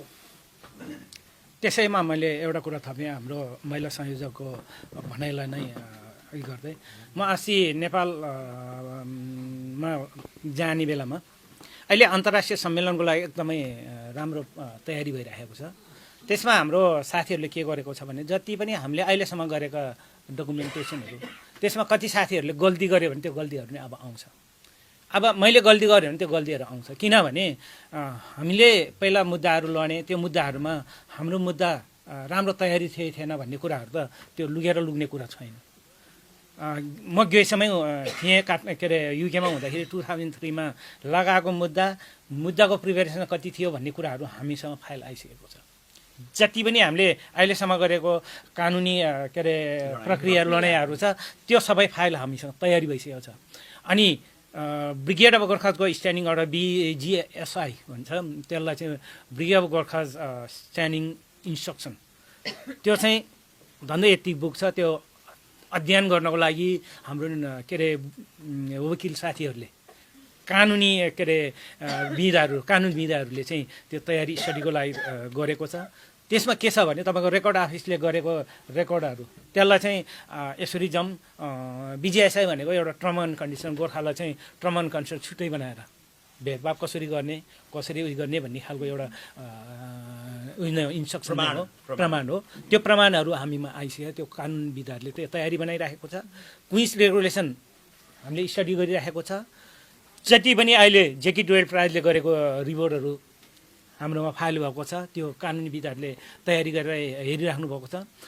अनि अहिले हाम्रो के अरे अहिलेसम्म भएको जति पनि निडीकृतिहरू कुरा रिपोर्ट अहिले टेक्निकल टिमले बनाएको रिपोर्टहरू समेत हाम्रो 2-3टा थुप्रै अघि नै भन्यो नि त। अब लडाइँ गर्ने एक ठाउँमा मात्रै त जान्न नि, कुन चाहिँ सजिलो हुन्छ, कता इफेक्टिभ हुन्छ, त्यो तरिकाले जान्छ। हामी थुप्रै वेबाट चाहिँ अब आन्दोलन चाहिँ अगाडि बढाउने कार्यक्रम भइरहेको छ। त्यसको लागि यो अन्तर्राष्ट्रिय सम्मेलन 4 र 5ले चाहिँ निर्देशित गर्छ होइन। त्यो भइसकेपछि बल्ल हामी थुप्रै कुरा जान्न सक्छ, कानुनी रूपमा नि अगाडि बढ्न सक्छ। हामी कानुनी रूपमा भन्दा हाम्रो इफेक्टिभ अहिलेसम्म हामीले सोचेको चाहिँ सरकार टु सरकार कूटनीतिक उच्च स्तरीय एउटा वार्ता समिति गठन भएर चाहिँ जाओस् भन्ने चाहिँ हाम्रो एकदमै जोड हो। त्यसरी नै हामी जान्छौँ। भएन भने हामी अरूहरू पनि जानुपर्छ। यसले चाहिँ के गरेछ भने अहिलेसम्मको स्थिति के अरे हाम्रो स्टडिजले अहिलेसम्मको स्रोतहरू हामीले जम्मा गरेकोले चाहिँ अब कानुनी रूपमा गए पनि हामी चाहिँ एकदमै स्ट्रङ भइसकेको अवस्था छ। यसो थप के हो भने यत्रो नेपालको प्रधानमन्त्री परराष्ट्र मन्त्रीहरू आएर बेलायतको प्रधानमन्त्रीलाई के हो समस्या होइन, कसरी समाधान गर्ने भनेर त्यत्रोसम्म कक्षीलाई भन्दै पनि अहिलेसम्म ब्रिटेनले कानमा तेल लाएर बस्यो भने हामी पनि बस्ने त होइन। त्यसले गर्दा छिटोभन्दा छिटो हामीले गराउनुपर्छ। हामीलाई के लाग्छ भने ब्रिटिस सरकारले हाम्रो देशको सरकारलाई, नेपाल सरकारलाई हेपेको छ अथवा फकाउँदैछ होइन। हाम्रो सरकार पनि डराएको जस्तो देखिन्छ होइन। त्यसले गर्दा हामीले सरकारलाई शक्ति प्रदान गर्नको लागि, हामीले प्रेसर मात्रै होइन शक्ति दिनको लागि हामीले यो अब 4 र 5 को कार्यक्रम अगाडि बढाएको हौँ र त्यसैले मार्गनिर्देश गर्छ। जस्तो आन्दोलन गरिराख्नु भएको छ, अब धेरै मागहरू होइन, मुद्दाहरू धेरै छन् होइन, सुनवाईहरू कति हुन्छन् कति हुँदैनन्, तर होस् भन्ने चाहना हामी सबैजनाको छ। यसमा कुरा काट्छु, हाम्रो माग त कति छन् कति, हामीले त गिभ एन्ड टेक भनेका छौँ नि, उसले पनि दिन सक्ने हामीले लिनु पर्यो होइन। हामीले सबै माग्यो भने त अघि उहाँले भन्नुभयो नि त 40 वर्षसम्म लोग्ने स्वास्नी छुटेर बस्नु परेको छ ब्रिटिस आर्मीमा। त्यसपछि फेरि कुन अफगानिस्तानमा हो कि साउदी अरबमा हो कि मलेसियामा हो कि फेरि नोकरी गर्नु परेछ। त्यसले गर्दा हामीले माग्न नसक्ने, नपाउने, उनीहरूले दिन नसक्ने, हामीले बोक्नु नसक्ने कुरा केही पनि मागेको छैन। यो 13वटा प्लस हवाई खण्ड है, त्यसमा अझ सिङ्गापुरका पनि कुराहरू, यो सबै ब्रिटेनले चाह्यो भने र नेपाल सरकारले नडराइकन अहिले अगाडि बढिराखेको छ बढ्न त। तर यही प्रकारले भन्दा अझ एग्रेसिभले खालि कूटनीति बिग्रिन्छ कि ब्रिटेनसँग सम्बन्ध बिग्रिन्छ कि भनेर नेपाल सरकार डराएको छ। हामी भन्छौँ जनतालाई मारेर तपाईँहरू ब्रिटिससँग राम्रो सम्बन्ध राख्ने, आफ्नो जनतालाई मारेर तपाईँहरू ब्रिटेनसँग सम्बन्ध राख्ने। लु अहिले भन्ने हो भने ब्रिटेन र नेपालको बिचमा राम्रो सम्बन्ध छ त। भर्खरै युवराज सङ्ग्रौलाजीहरूले विद्वानहरूले पत्ता लगाउनु भयो, अहिलेसम्म इतिहासमा ढाकिएको थियो 45,000 50,000 गोर्खालीहरू पहिलो र दोस्रो विश्वयुद्धमा मर्यो भनेर इतिहासमा लेख्नु लगाएको छ जबरजस्ती। अहिले पत्ता लाग्यो पहिलो विश्वयुद्धमा मात्रै 60,000 मरेका छन् भने दोस्रो विश्वयुद्धमा 1,09,000 मरे। मर्ने त मरे, कति लाख घाइते भए, कति पिटिएसडी भन्छ त्यो लडाइँमा ठुल्ठुलो सङ्ग्राममा हराएको त त्यो आफ्नै ठाउँमा छ। त्यो लडाइँ देख्छ नि बिजोक, आफ्नो साथी चिचाएको होइन, दुश्मन पनि मरे पनि त हामी मान्छे माया लाग्छ नि त है। त्यो सम्झना आएर हाम्रो बुढाहरू धेरै पागल भए। बोलाए त नभनौँ, त्यो पिटिएसडी भन्छ, त्यसको लङ एब्रिभिएसन मलाई थाहा छैन। मानसिक सन्तुलन गुमाए अनि उनीहरू देश लड्यो देश फर्क्यो, देशमा पनि कुनै मान्छे काम लाग्न सकेन भनेपछि देशमा त्यो अवस्थामा हामीहरूको जनसङ्ख्या कति थियो? 50-60 लाख थियो। 50-60 लाखमा सबैभन्दा नवयुवकहरू 8-10 लाख मान्छेहरूको हालत त्यो भयो भने देशले कसरी उन्नति गर्छ? नेपालको यो अवस्था पुर्याउने, नेपालीहरूको अवस्था पुर्याउने भनेको ब्रिटेन हो। ब्रिटेनले जिम्मा लिनुपर्छ। यही कुरा नेपाल सरकारले तपाईहरूको कारणले गर्दा नेपालको स्थिति यो भयो, आदिवासीहरूको हालत यो भयो। अब गर्न पाउनु न, क्षतिपूर्ति तिर्नुपर्छ, सबै गोर्खालाई चित्त बुझाउनुपर्छ भनेर नेपाल सरकारले नडराइकन आफ्नो राज्यको इज्जत प्रतिष्ठा बचाउने हिसाबले अगाडि बढ्नुपर्छ। अलिकति डराएको हुनाले हामी अत्यन्तै चिन्तित छौँ, आतुर छौँ र हामी रिसाएका पनि छौँ। किनभने ढिलो गर्ने, सबै मरेपछि हामी 2 वर्षमा धेरै हामी मर्छौँ होइन, 10 वर्षमा त सकिन्छौँ। अनि हामीलाई दिने त्यति बेला हाम्रो छोराछोरीको अवस्था के हुन्छ? त्यसले गर्दा यो गम्भीर र जटिल विषय भएको हुनाले गर्दा हामी सुतेर बस्दा झर्लाएर खाउँला गर्दैनौँ।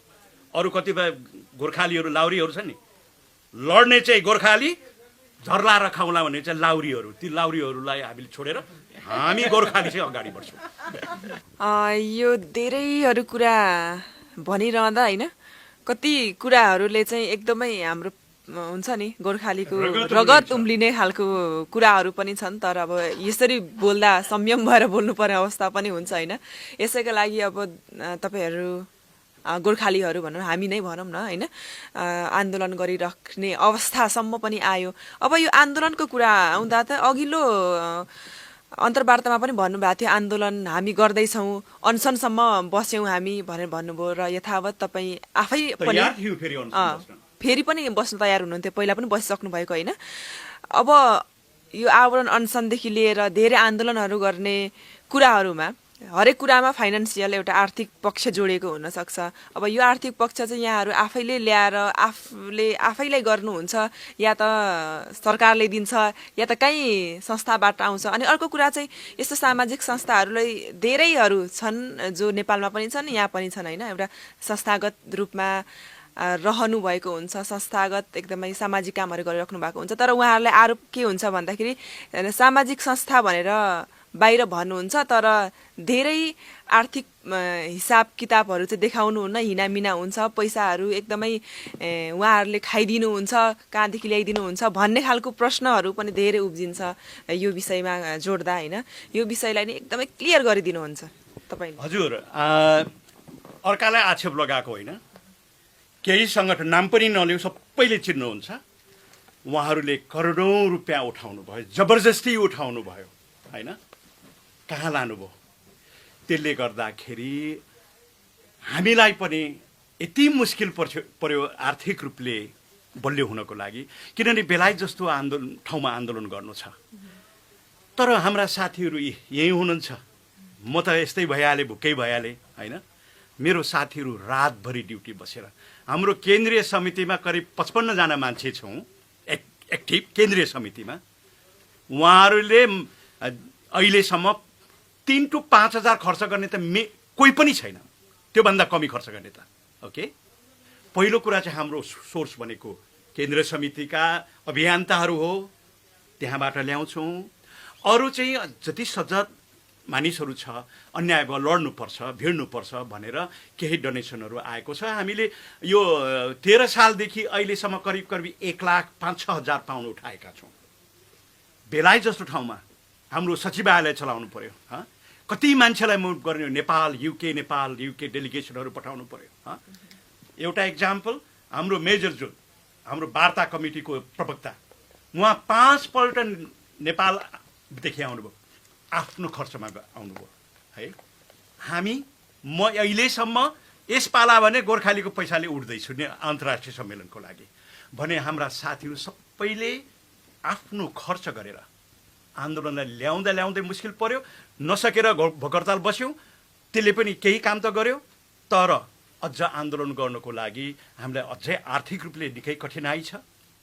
तर हाम्रो एउटै कुरा चाहिँ समाजले के बुझिदिनुपर्छ भने सत्याग्रह यो 2-4 जनाको सङ्गठन होइन, यहाँ त 5-6 वटा सङ्गठनका प्रतिनिधिहरू छ। ओके, जब सबै सङ्गठनको मान्छे एक ठाउँमा भएपछि क्रस चेक हुन्छ, कति पैसा उठ्यो, कसले कति खर्च गर्यो, कहाँ गर्यो, यो आपसी आप क्रस चेक हुन्छ भने हामीले प्रत्येक वर्ष अडिटिङ गरेर हाम्रो ब्याङ्क खाता छ हाम्रो संस्थाको, अन्य सङ्गठनको छैन, हाम्रो छ, हाम्रो अडिटिङ हुन्छ। त्यसले गर्दा यो अत्यन्तै जटिल र राष्ट्रिय महत्त्वको विषय भएको हुनाले गर्दा हामी आर्थिक पारदर्शिता नभइकन हामी पनि फटा ठग भयौँ, ठग लाउरी भयौँ भने हामी त एक दिन खाल्डामा जान्छौँ, देशले समाजले ठुलो दुःख पाउँछ। त्यसले गर्दा हामी अत्यन्तै सचेत भएर आर्थिक सहयोग माग्दैछौँ, दिनेले दिनुभएको छ। हामीले उहाँहरूले दिनुभन्दा हामीले हाम्रो गोर्खाली समाजलाई धेरै दिइसक्यौँ। आइएलआरपी 2200+ घटाएर 865 झार्यौँ। अस्ति हिसाब गरेको 80 करोडभन्दा बढी गोर्खाली दाजुभाइको पैसा बचाएछौँ। विशेष गरी आर्थिक उयोमा चाहिँ हाम्रो आन्दोलन क्याम्पेनिङमा चाहिँ मैले नाम लिनै पर्छ। हाम्रो क्याम्पिङ डाइरेक्टर ज्ञानराजी र संयोजक कृष्ण बहादुर राई, उहाँ दुईजना चाहिँ एकदमै आफ्नै तरिकाले आर्थिक चाहिँ म्यानेज गर्नुभएको छ। विशेष गरी उहाँको त भएको सबै सम्पत्ति नै लगानी भयो। 6 फुट बाई 4 फुट छ, कहीँ छ होला, त्यति बाहिर होला। अब त्यो चाहिँ अब तपाईँको पाउँदै भइहाल्यो। अनि कृष्णजीले जुन के अरे आमरण अनसनबाट उहाँले जागिर गर्नै छोड्नुभयो भनेपछि उहाँले अलिअलि गर्नुहुन्थ्यो, उहाँ अहिले यसैको लागि चाहिँ बस्नुभएको छ। गर्दाखेरि उहाँले झन्डै 7-8 वर्षमा कम्तीमा पनि उहाँले 1 लाख पाउन्ड चाहिँ गुमाउनु भयो।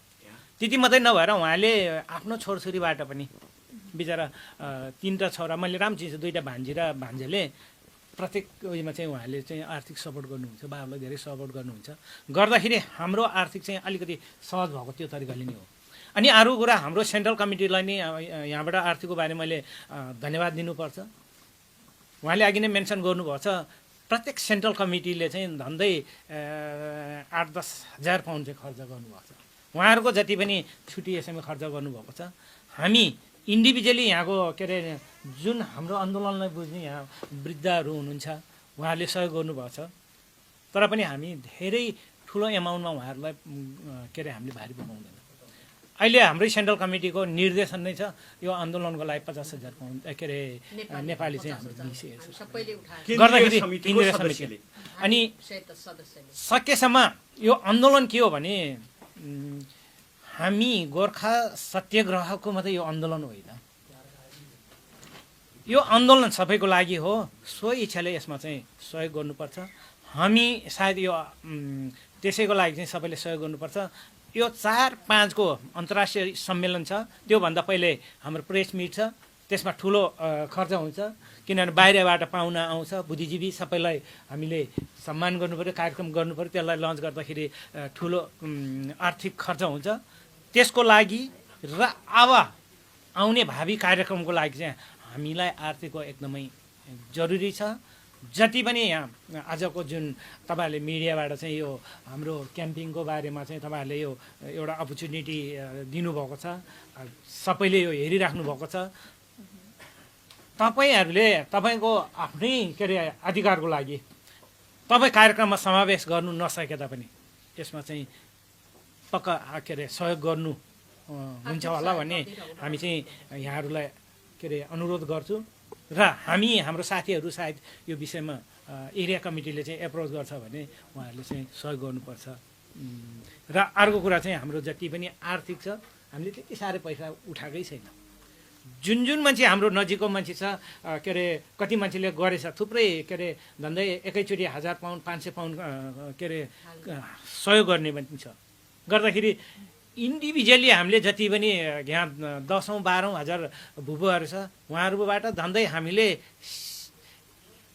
भनौँ 80% भन्दा बढी पैसा त हामीले 1 पैसा पनि चलाएको छैन, हामी ठोकेर भन्छौँ। किनभने सुरुको जुन हामी के अरे अनसन बस्न जाँदाखेरि साथीहरूबाट उठाएको पैसा भने त्यतिखेर के अरे सबै सोपिङ मेरो आफ्नो गोजीबाट गरेँ। अझै पनि त्यो बिल मैले क्लेम गरेँ छैन, थपिँदैछ। किनभने यो आफ्नो आन्दोलन हो। गर्दाखेरि यो आन्दोलनबाट के अरे लाई हामीले सक्सेस गर्यो भने हामीले एउटा के अरे आनन्दको साथ त फेर्छ नै। हाम्रो पितृहरू पनि सायद माथि गए पनि सन्तोष हुन्छ होला, खुसी हुन्छ होला। हामीले त्यो तरिकाले चाहिँ हाम्रो जति पनि साथीहरू त्यसरी लागि पढ्नुपर्छ होइन।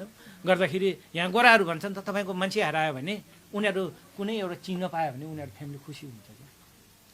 हाम्रो आन्दोलन भनेको त्यस्तो हो। गर्दाखेरि जति पनि आजको कार्यक्रमलाई हेरेर बस्नुभएको छ यो सबै तपाईँ हाम्रो आन्दोलन हो। के अरे आन्दोलन कस्टी छ, अझै पनि अब आउने कार्यक्रमलाई इफेक्टिभ बनाउँदाखेरि झनै कस्टी होला होइन। गर्दै यसमा चाहिँ सहयोग गरिदिनुहोस्। आफ्नो आन्दोलन के अरे तपाईँ हाम्रो यो संयुक्त के अरे आन्दोलन चाहिँ सफल पार्नु। यो हामी सबैजनाको आन्दोलन हो, त्यसैले आफ्नो आफ्नो तरिकाबाट जे सक्नुहुन्छ उहाँहरूले सहयोग गर्नुहोस् भन्न चाहन्छु। इभन आर्थिक मात्र नभएर होइन। पहिलेको अनसन गर्दाखेरि त जसरी उहाँहरू त्यहाँ आमरण अनसन बस्दाखेरि ज्ञानराज राई बस्नु हुँदाखेरि त्यहाँबाट त्यहाँहरूले गर्नुभयो भने यहाँ रेडिङबाट चाहिँ जति पनि लिफलेटहरू बनाउनु पर्थ्यो, प्ले कार्डहरू बनाउँथ्यो, सम्पूर्ण चाहिँ मैले बिहोरेको छु। अहिलेसम्म मैले बिल क्लेम नै गर्न सकेको छैन। 6-7 हजारभन्दा बढी पाउन्डको चाहिँ मैले पे गरेको छु। 2013 to 16 चाहिँ मैले पे गरेको छु यहाँबाट बनाउँदाखेरि। अहिलेसम्म मैले त्यो क्लेम गरेको छैन। अब यस्तो स्थितिमा छौँ। तर अब यहाँ हाम्रो बुढाबुढीहरूले जे जति दिनुहुन्छ उहाँहरूले त्यो पनि हामीले आन्दोलनमा लगाएको छौँ। गाडी हायर गर्नु पर्यो होइन, मान्छेहरू लानु पर्यो, त्यो गरेको छौँ। त्यो चाहिँ अब व्यक्तिगत त धेरैले हामी जो केन्द्रमा छौँ काम पनि गरेका छौँ, पैसा पनि हालेका छौँ, हिँडेको पनि छौँ। अनि हाम्रो बुढाबुढीहरूबाट नेपालबाट भान्जा भान्जीबाट गाली पनि खाएका छौँ। अब यो त आन्दोलनको क्रममा कहिले गाली कहिले ताली त्यो त हुँदै रहेछ। यस्तै रहेछ यहाँको चलन। अनि त्यसले गर्दाखेरि यसरी चाहिँ हाम्रो, तर हामी आर्थिकको मामलामा चाहिँ हामी धेरै नै सजग छौँ। हामी एकदमै गेसोबाट लेसन सिकेर हामी गेसोबाट हामी सबै निस्केका मान्छे हो। हामी पनि गेसो नै हो, त्यहाँबाट आएको। र हामी आर्थिक पारदर्शीको लागि चाहिँ अति सजग छौँ। अति एक पैसाको हिसाब गर, बरु हाम्रो जान्छ तर हामी यी बुढापाकाहरूले दिएको पैसा हामीले कहीँ पनि हामीले खाएको छैन, चलाएको छैन, आन्दोलनमै हालेका छौँ। यसैमा मैले आर्थिकको बारे अलिकति गर्नु पऱ्यो। किनभने फेरि हाम्रो साथी मैले हाम्रो संयोजक र निर्देशक अनि म अनि हाम्रो महिला संयोजकको मात्रै नाम आयो भन्दा कति साथीहरू, किनभने हाम्रै जति कन्ट्रिब्युसन उहाँहरू छ ती सेन्ट्रल कमिटीको साथीहरू छ। किन धेरै भएको कारणले मैले फल्ला यो नाम लिन मिल्दैन। जति हामीले के अरे सहयोग गरेछ त्यति उहाँहरूले गर्नुभएको छ। गर्दाखेरि म्याक्सिमम हामी आर्थिक चाहिँ हाम्रो सहयोगज्यूले के पनि गर्नुहुन्छ भने मैले त यस्तो गरेँ तपाईँहरू गर्नुहोस् भनेर उहाँले चाहिँ निर्देशनै दिनुहुन्छ। अस्ति मैले के अरे काठमाडौँ जाँदाखेरि म सेन्ट्रल कमिटी मिटिङ बस्दाखेरि अब काठमाडौँ हाम्रो के छ भने 20,000 उठाउने कार्यक्रम छ। अनि उहाँले के भने ल तपाईँ 60,000 दिनुहोस् भने मैले 60,000 लेखेको थिएँ। अस्ति मैले के अरे सेन्ट्रल कमिटीको ब्याङ्कमा 423 60,000 होइन मैले, किनभने मेरो 61,000 चाहनु कति पेन्सन हुन्छ त्यो चाहिँ मैले ट्रान्सफर गरिसकेको छु है। त्यो यो उयो पनि छ मेरो, सायद म देखाइदिन्छु है। मैले हाम्रो सेन्ट्रल कमिटीको लागि यो जति पनि यो अब आउने कार्यक्रमको लागि गरिसकेको छ। त्यसै गरी हाम्रो साथीहरूले सबैले गरिसकेको छ। केन्द्रमा हुनेले सबैले गरिसकेको छ। यो सत्याग्रह चाहिँ आर्थिक रूपमा एकदमै पारदर्शी छ भनेर पनि यहाँहरूले भनिसक्नु भयो र पारदर्शी नै हुनुहुन्छ होला। तर कति लान्छना पनि लाग्छ नि त। हरेक संस्थाहरूले हरेक व्यक्तिले चाहिँ राम्रो काम गर्नुहुन्छ उहाँहरूले नै लान्छना लाग्ने हुन्छ होइन। जहाँ पनि राम्रो काम गर्नेकै खुट्टा तान्ने गर्छ होइन, त्यो त पक्का पनि हो। र अब हामीले एकदमै लामो अन्तर्वार्ता गऱ्यौँ जहाँ चाहिँ धेरैजनाको उत्तरहरू पनि आइसक्यो होला, धेरैजनाको मनमा एकदमै खुल्दुली भएको कुराहरू पनि मेटियो होला जस्तो लाग्छ। र अझै पनि तपाईँहरूको मनको समाधान भएन, प्रश्नको समाधान भएन भने फेरि पनि तपाईँहरूले उत्तर पाउनका लागि चाहिँ तपाईँहरूले तल कमेन्ट प्रतिक्रिया गर्न सक्नुहुन्छ। र जाँदा जाँदा एकदमै लामो अन्तर्वार्ता भयो। अब भन्ने कुराहरू अझै धेरै छन्, कहिले पनि साध्य हुँदैन होइन भन्ने कुराहरू, सकिन्न पनि। त्यस कारणले गर्दा अब म अन्त्यतिर आएर चाहिँ एकदमै बिट मार्नतर्फ लाग्छु। अब लास्टमा एउटा क्वेसन लिन्छु, एउटा प्रश्न तपाईँहरूलाई नै, जुन हाम्रो अन्तर्वार्तामै लेखिएको प्रश्न, जुन चाहिँ तपाईँहरूलाई सान्दर्भिक होला पनि जस्तो लाग्छ। तर नागरिकता सम्बन्धी छ, तर यो नागरिकता सम्बन्धी चाहिँ अरू एउटा संस्था छ उहाँहरूले नै ह्यान्डल गर्नुहुन्छ गर्न त। तर तपाईँहरूको यो अन्तर्वार्तामा लेखिएको प्रश्न हुनाले मैले यो भन्न जायज ठाने। हाम्रो पूर्ण लामतागे ज्यूले लेख्नु भएको छ, ब्रिटिस भूपू चाहिँ ब्रिटेन गएर बसेपछि नेपाललाई के फाइदा छ र? सो दोहोरो नागरिकता खास कुरा नेपाली नागरिकता त्याग्नै पर्छ भनेर एउटा नेपालीले लेख्नु भएको छ। यो एकदम अन्तिम प्रश्न आजको। यो राम्रो प्रश्न हो, लामो त लामो बोलियो आज। यदि हामीले ब्रिटिस नागरिकता अथवा अहिलेको सेटलमेन्ट राइट लिएर नागरिकता लिएर हामीले नेपालको नागरिकता गुमाउनु पर्ने थियो भने हामीले यो माग्दैन थियो। 2004-05तिरै हामीले धेरै विद्वानहरूसँग, ल मेकर्सहरूसँग, लोयर्सहरूसँग छलफल गरेर हामीले के निष्कर्ष निकाल्यौँ भने ब्रिटेनको लागि हामीले यत्रो सेवा गरेपछि हामीले ब्रिटिस नागरिकता पाउनुपर्छ भने नेपालले हामीलाई पठाएको हो, सन्धि गरेर पठाएको हुनाले गर्दा, दुईटा राष्ट्र बीचको सम्बन्धको कडी भएको हुनाले गर्दा हैन, हामीले नेपाली नागरिकता गुमाउँदैनौँ भनेर मात्रै हामीले सेटलमेन्ट राइट मागेका हौँ। अन्तिम अवस्थासम्म जबसम्म हाम्रो नागरिकता चाहिँ रहन्छ है, रातो पासपोर्ट, ब्रिटिसको रातो पासपोर्ट लिए पनि हाम्रो नागरिकता चाहिँ गुम्दैन है भन्ने नभइन्जेलसम्म त हामीले सजग भएर आन्दोलन गर्नु पर्यो नि। त्यही क्रममा हामीले बेलायत सरकार सँग चाहिँ हाम्रो क्षतिपूर्ति अघिका 13वटा कुरा भए, तर नेपाल सरकारसँग चाहिँ थप ल है हाम्रो नागरिकता तिमीहरूले खानु पाउँदैनौ, वंशजको आधारमा नागरिकता निरन्तरता पाउनुपर्छ भन्ने हामी सत्याग्रहले आन्दोलन गरिरहेको अवस्थामा हामीलाई एकदमै दुईटा बारी बोक्नु पर्ने थियो।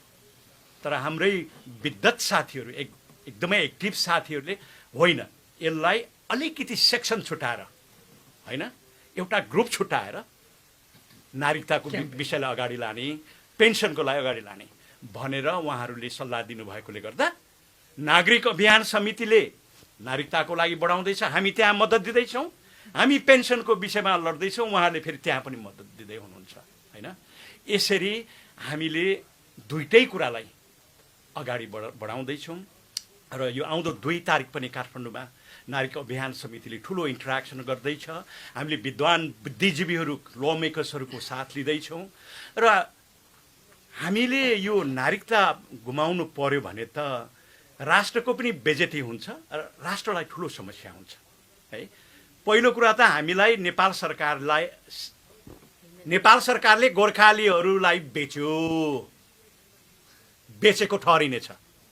दोस्रो कुरा, यो राई लिम्बू गुरुङ मगरहरू चाहिँ विदेशमै भाषी हुन्, नेपालमा बस्नुहुन्न है भन्ने खालको प्रश्न उठ्छ। अनि हाम्रो चित्त कति दुख्छ समाचार जान्छ है, मान्छेले त्यो सोध्छ।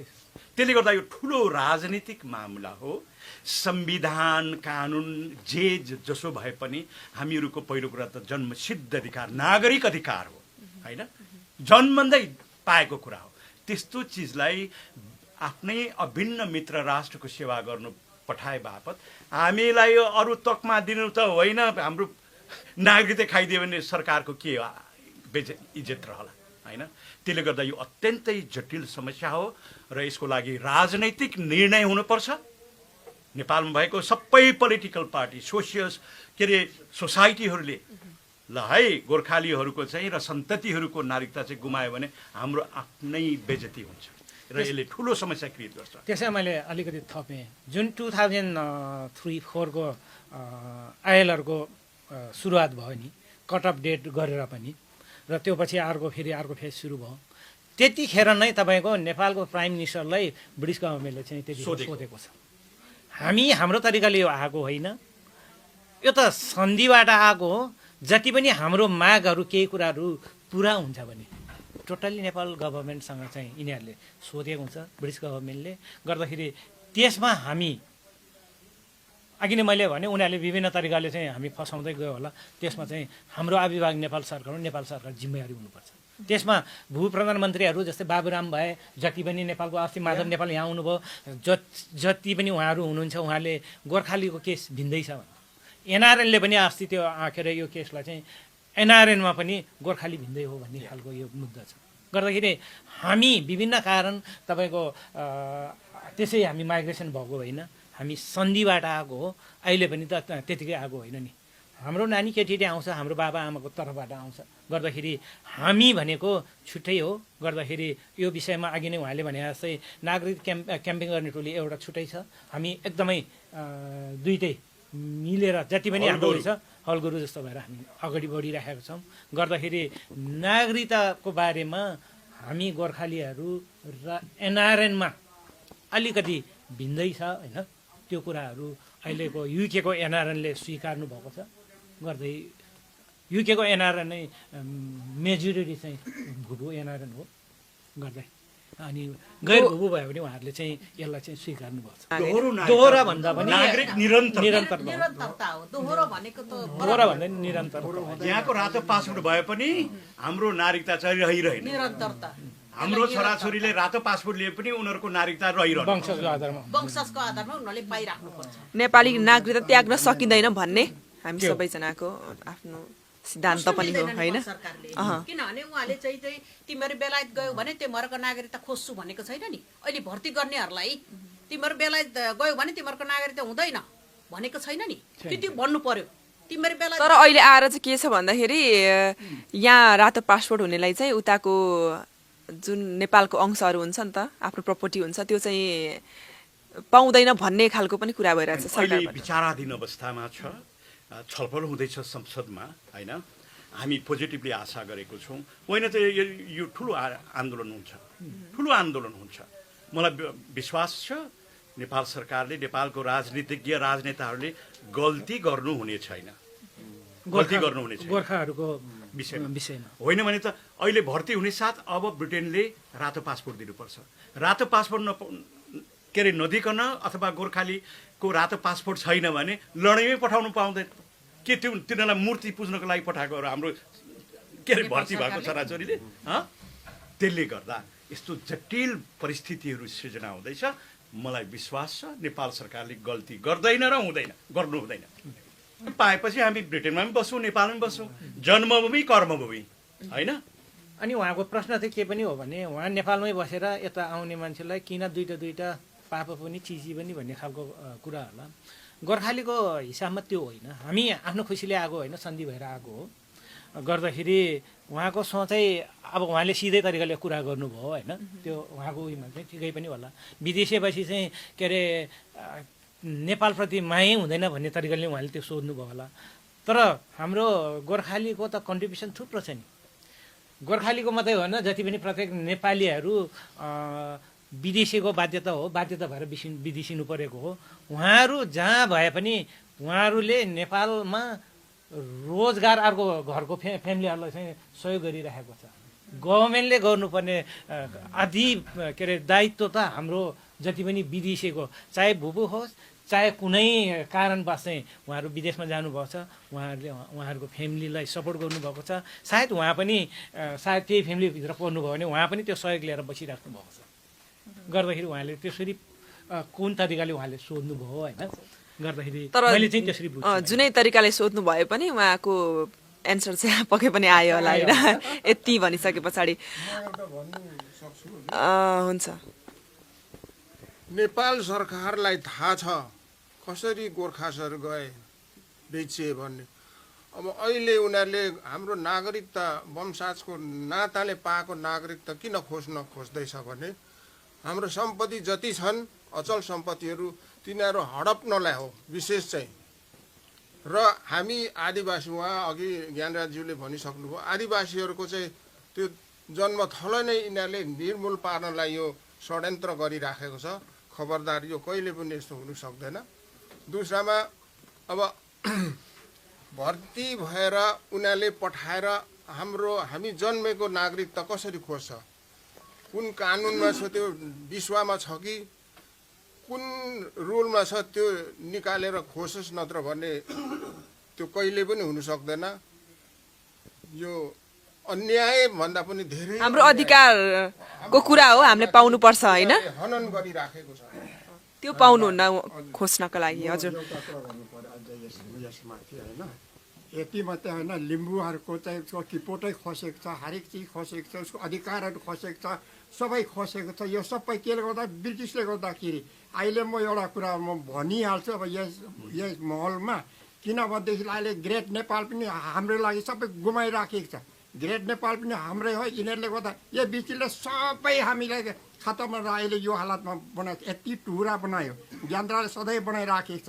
देशै लुटेर हामीलाई खतम बनाइरहेको छ। अहिले यहाँ हामी 1-2 दिन बस्दाखेरि के को चासो पर्यो त नागरिकताको? हामी उसको सन्देश आएको हामी। त्यसले गर्दाखेरि हामी कहिले पनि हामी पक्का भूमिपुत्र हामी हौँ। नेपाल देश हामीलाई माया लाग्छ। ग्रेट नेपाल हाम्रो सबै हो। यसैले सबै गुमाइरहेको छ। अहिलेसम्म गुमाइरहेको छ। यो अहिले कारबार हुँदैछ। भोलि बन्दुक बोक्नु पनि हामी तयारी छ। सबैजनासँग सबै खालको आफ्नो आफ्नो धारणा हुन्छ होइन। त्यो कुराहरू फेरि म अर्को एपिसोडमा पनि लिनेछु। र धेरै खुसी लाग्यो यहाँहरूको प्रश्न जसले गर्नुभयो उहाँहरू सबैजनालाई एकदमै मजा तरिकाले त्यसको बुझ्ने तरिकाले उत्तर पनि दिनुभयो। र जति पनि तपाईँहरूलाई बुझ्न चाहनुहुने र यो सत्याग्रहप्रतिको उहाँहरूले धेरै धेरै प्रश्नहरू उब्जिरहेको थियो भने सबै समाधान भयो जस्तो लाग्छ। र यहाँहरू सबैजनालाई आफ्नो समय दिनुभयो त्यसको लागि धेरै धेरै धन्यवाद। फेरि पनि त्यस्तो कुनै प्रश्न जटिल प्रश्नहरू आयो भने यहाँहरू समक्ष फेरि हामी आउनेछौँ।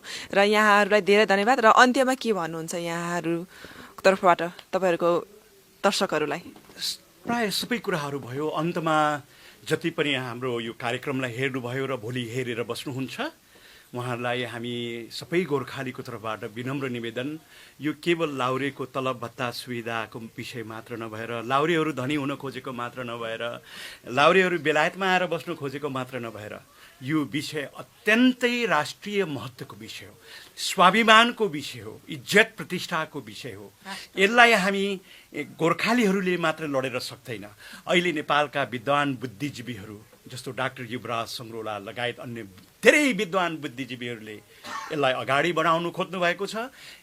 त्यसमा सम्पूर्ण नेपालीले आफ्नै आन्दोलन, एउटा नेपाली नागरिकको आन्दोलन सम्झेर हर क्षेत्रबाट नैतिक, बौद्धिक, वैचारिक, आर्थिक पनि अलिअलि दिनुहुन्छ भने हामी गिज्दैनौँ र हरेक दृष्टिबाट राजनीतिक रूपले सहयोग दिएर हाम्रो आन्दोलनलाई सफल बनाएर हाम्रो नेपाल राष्ट्रको इज्जत प्रतिष्ठा कायम गर्नको लागि सबैको योगदान हुन्छ भन्ने हामी ठुलो आशा गर्दछौँ र तपाईँहरू माउन्टेन मिडियाको टिमलाई फेरि पनि सम्पूर्ण गोर्खालीको तर्फबाट मुरी धन्यवाद। हस्, धेरै धेरै धन्यवाद। र हजुर, आजको यो कुराकानीबाट यहाँहरूको प्रश्नको उत्तर पक्कै पनि पाउनुभयो होला। यहाँहरूले खोज्नु भएको सही उत्तर पनि पाउनुभयो होला। र अझै पनि तपाईँहरूले उत्तर भेट्नु भएन भने प्रतिक्रिया दिन नभुल्नु होला। हाम्रो तल कमेन्ट बक्समा प्रतिक्रियाको एउटा बक्स रहेको छ, त्यहाँ प्रतिक्रिया दिनुहोला। र यस्तै समसामयिक युकेमा बसेर नेपालीहरूले भोग्नु भएको दुःख अनि सुख अनि हरेक कुराहरूलाई लिएर फेरि पनि हामी अर्को एपिसोडमा पक्कै पनि भेट्न आउने नै छौँ। तबसम्मको लागि यहाँहरू सबैजनालाई धेरै धेरै धन्यवाद। अनि यहाँहरू हेर्नुभयो, यहाँहरूलाई पनि धेरै धेरै धन्यवाद दिँदै म प्रस्तुता सृजना निङ्लेको पनि बिदा हुन चाहन्छु। नमस्ते।